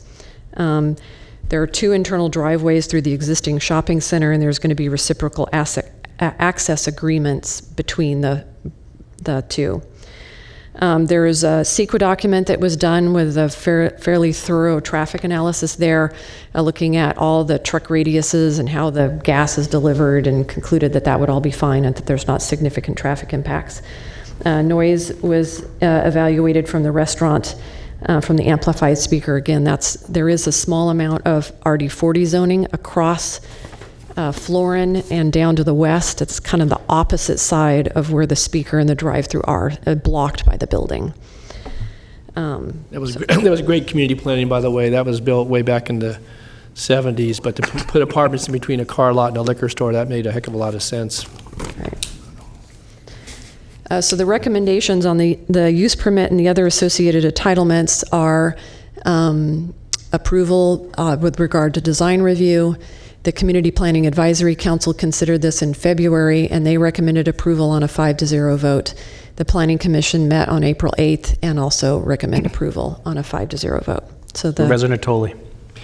Yeah, just a question on the lighting. You're getting a parcel map here, so if I recall correctly, the Burlington site obviously is really large, and has some lighting, but are we going to, as a part of this, get lighting upgrades to the entirety of the parcel that's being affected here, not just the ARCO? There are substantial lighting, and when we get to the PCN item, it's actually somewhat difficult to read in the board materials, but there's also a security camera plan, and they have a ton of security cameras inside and outside, as well as the lighting. So there's... But for the Burlington property, that's what I'm talking about. I see, for the We're creating a Burlington parcel. property. We have a parcel map request before us. Right. Burlington is involved, or whoever the underlying owner is there. And that's my question, is that you still have a fairly large sea of parking along Florin and 65th behind the building that is adjacent to the county registrar of voters and sheriff's service station, and then even to the west of the building. I mean, that was the old Montgomery Ward facility years ago. And so I guess my question is that there's an entitlement that affects and creates two new parcels, and I don't know what latitude we have or not, but is the lighting sufficient, separate and apart from the AM/PM use permit that's before us, because we are approving or considering a parcel map here. And so I want to know what the lighting upgrades are for the Burlington property, because I would imagine they're a much older standard, and I guess that's my question, though. So what is what's I did not see in the analysis, and I will have to check with staff. I don't believe we sought to have full lighting and landscaping upgrades to the Burlington Coat Factory. I don't know off the top of my head whether they meet full landscape standards. I would think they meet lighting standards because their improvements aren't that old. But I'll check with staff. Okay, if you could check it out. Again, Yeah. I understand the landscaping. It's an older parking lot, and there's Right. intermittent trees, and they did some out front. Right, there has been some upgrades recently, so Okay. I'll I check saw on the that. lighting. Yeah, I'm just curious about the lighting, though. Okay, thanks. Supervisor Serna. Thank you. Leanne, if you can go back to the illustrative plan. Thank you. Oh, there we go. So I noticed that you have a trash enclosure for a dumpster, presumably, off to the left there.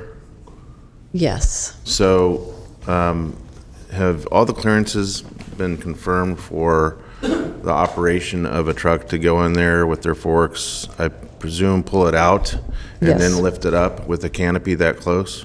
Yes, that there is an analysis of both the trash pickup as well as the two-axle gas truck delivery in the traffic study. Okay. And I'm not sure I know off the top of my It head just what looks page like that from is, this but- view, it's going to be a little tight. Yeah, I did read it in the secret document. So it's on page 69 of attachment 11. There is an analysis of the refuse truck and trash enclosure pickup in the secret document. Thank you. Any other questions? Is the applicant here, would like to speak? Applicant just dropped her stuff almost. That's all right. Hi, I'm Leslie Burnside with Barg Housing Consulting Engineers. I did want to start out by saying we have agreed to all the conditions of approval on both this item and on the PCN. I don't really have a prepared presentation. We're just mostly here to answer, I'm mostly here to answer questions.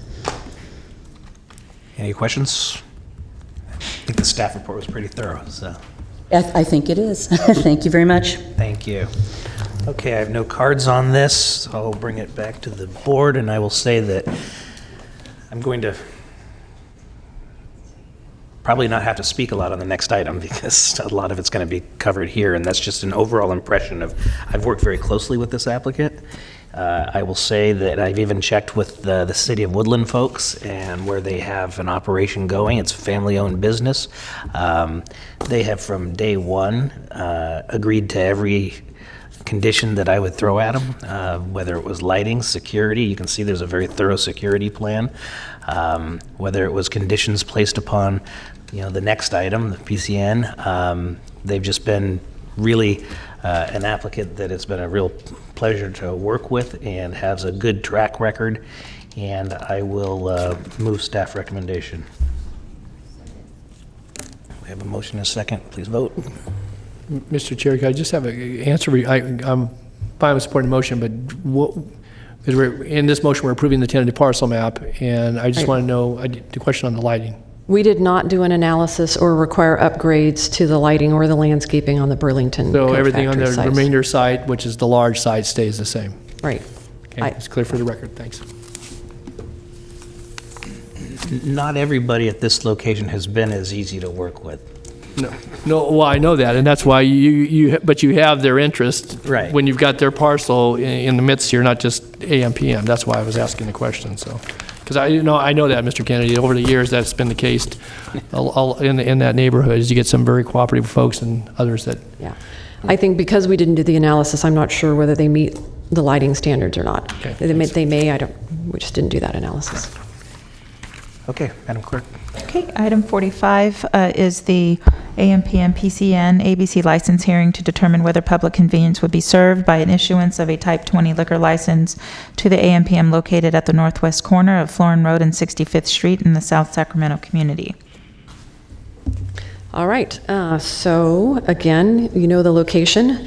So if I could have the prior PowerPoint, thank you. Run through this quickly. This is the standard 1 mile radius map that we do for all of these. The key points, they're requesting off-sale beer and wine license, which is a Type 20. The site is in both over-concentrated and high-crime reporting district. The census tract, based on population, allows for 2 off-sale licenses, and there are currently 5, and this would increase that to 6. And then within the 1 mile radius, there are a substantial number of licenses. This is always a trade-off between getting positive new investment, and we did find the design to be relatively high quality and an improvement. It's always a challenge in these areas where you have overconcentration, trying to figure out whether to recommend approval of that positive investment or not. But in this case, the South Sacramento CPAC did end up recommending approval on a 5-0 with 1 absent basis without any issues being raised and no members of the public attending. The Sheriff's Department was also willing to withdraw their opposition with the application of all of the standard conditions, which are included alcohol sales only between the hours of 7 and 10, no single sales, and there is a fairly detailed lighting and a substantial amount of security cameras both inside and outside of the building. And so with that, staff ended up coming down on the side of recommending approval of the PCN. And I will say, as far as the sheriff goes, from the beginning, there has been very little opposition of any kind to the PCN itself. It was they were concerned with the traffic it would generate, and it might interfere with their operations up further on 65th. And we did a specific traffic impact report analysis of would it impact the sheriff's operations, and the conclusion was no, it would not. And at that point, the sheriff dropped all opposition. Mr. Chair, Yes. I saw there was some outreach to the Islamic school, which is north of the sheriff's substation there. Yes. Was there ever any contact made with anybody there? They did not respond to our planning staff outreach. We did not receive anything. Have you heard from anybody there? Nope. Okay. And this has been talked about quite vocally in the area for 2 years. Right. Okay, thanks. Any questions? Okay, I'll move staff recommendation. We have a motion and a second. Please vote. Unanimous vote. Oh, no. Item 47. I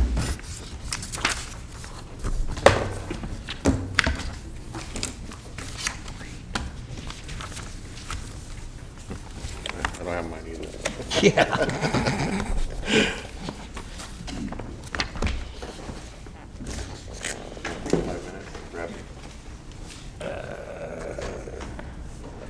Okay. You have it? These are mine. Yeah. Well, you have that though, right? I'll call the names out here. Okay. Great. All right.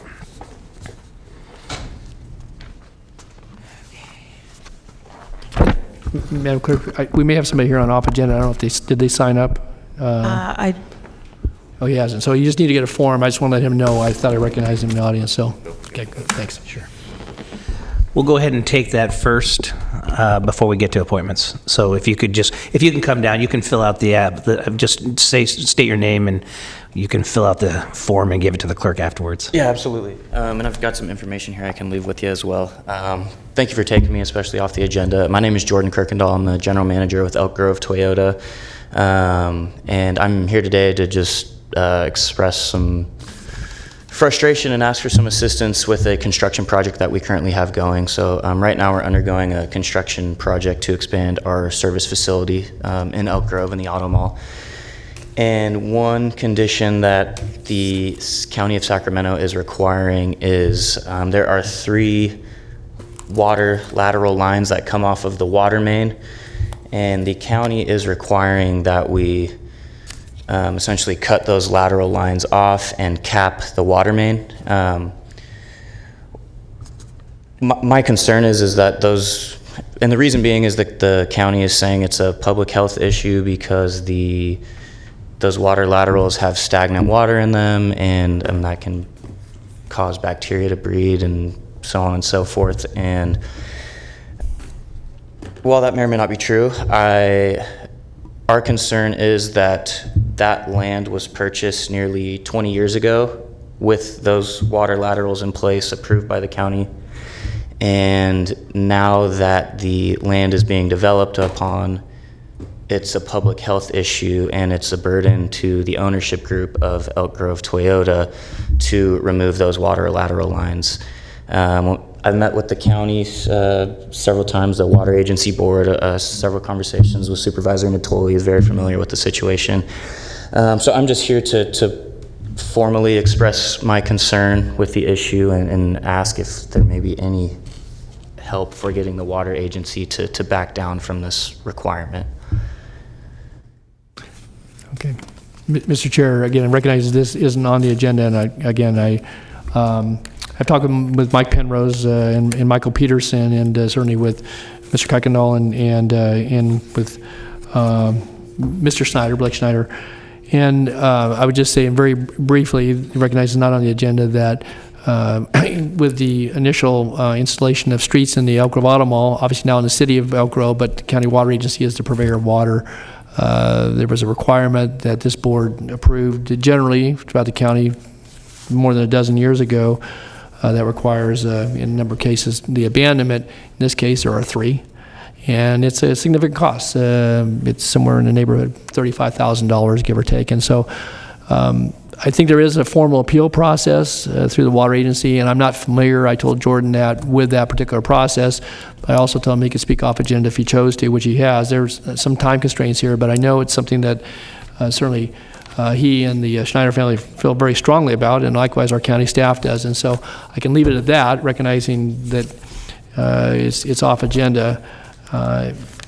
And I know I've talked to the county executive about this as well, and looked at some other avenues, but thus far I think we've come down where we're not going to budge, and certainly I think the Schneider family feels very, very strongly about this as well, and they've invested millions of dollars in their facility, and you have yet to open because they can't get sign-off until this issue gets resolved. So I'll leave it at that for today's purposes, and I don't know if we maybe ask for a report back when it could properly be on the agenda. So yeah, I'll turn to you, Mike. I think Supervisor Natoli mentioned, we have discussed this. The avenues that are available, it is in City of Elk Grove. One of the case that they brought forward, we didn't think it was germane to the issue at hand. What they're asking for is a $30,000 subsidy, and we have talked to City of Elk Grove about it. It's in their jurisdiction. The appeal process, I'm not familiar with it. I'll work with County Council, but I believe we've given the answer to the Schneider family on what our position is and why we're asking for it. And so I would look for board direction if you want us to bring it back to relieve it, because everybody else in that zone has to do what this family is being asked to do. I'm good. Tracy's getting nervous. What? Would not. Yeah.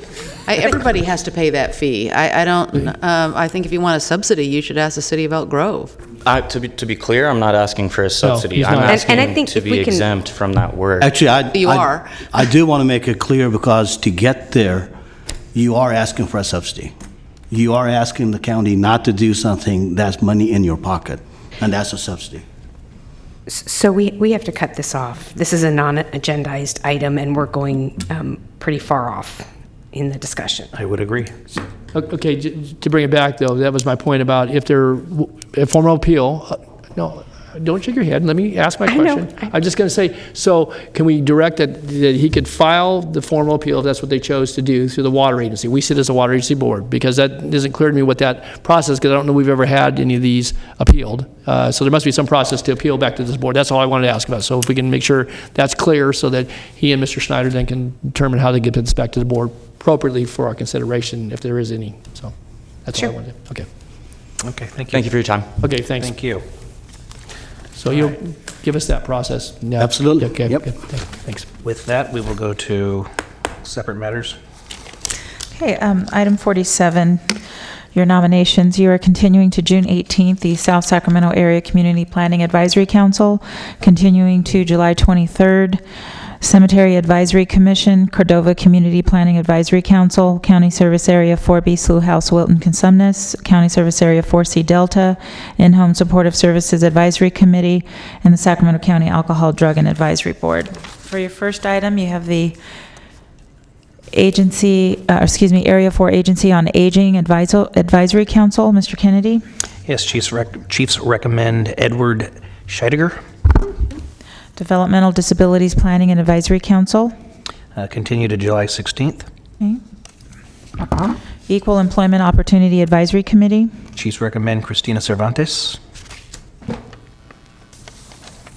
Natomas Community Planning Advisory Council, Mr. Cerna. Please continue to July 16th.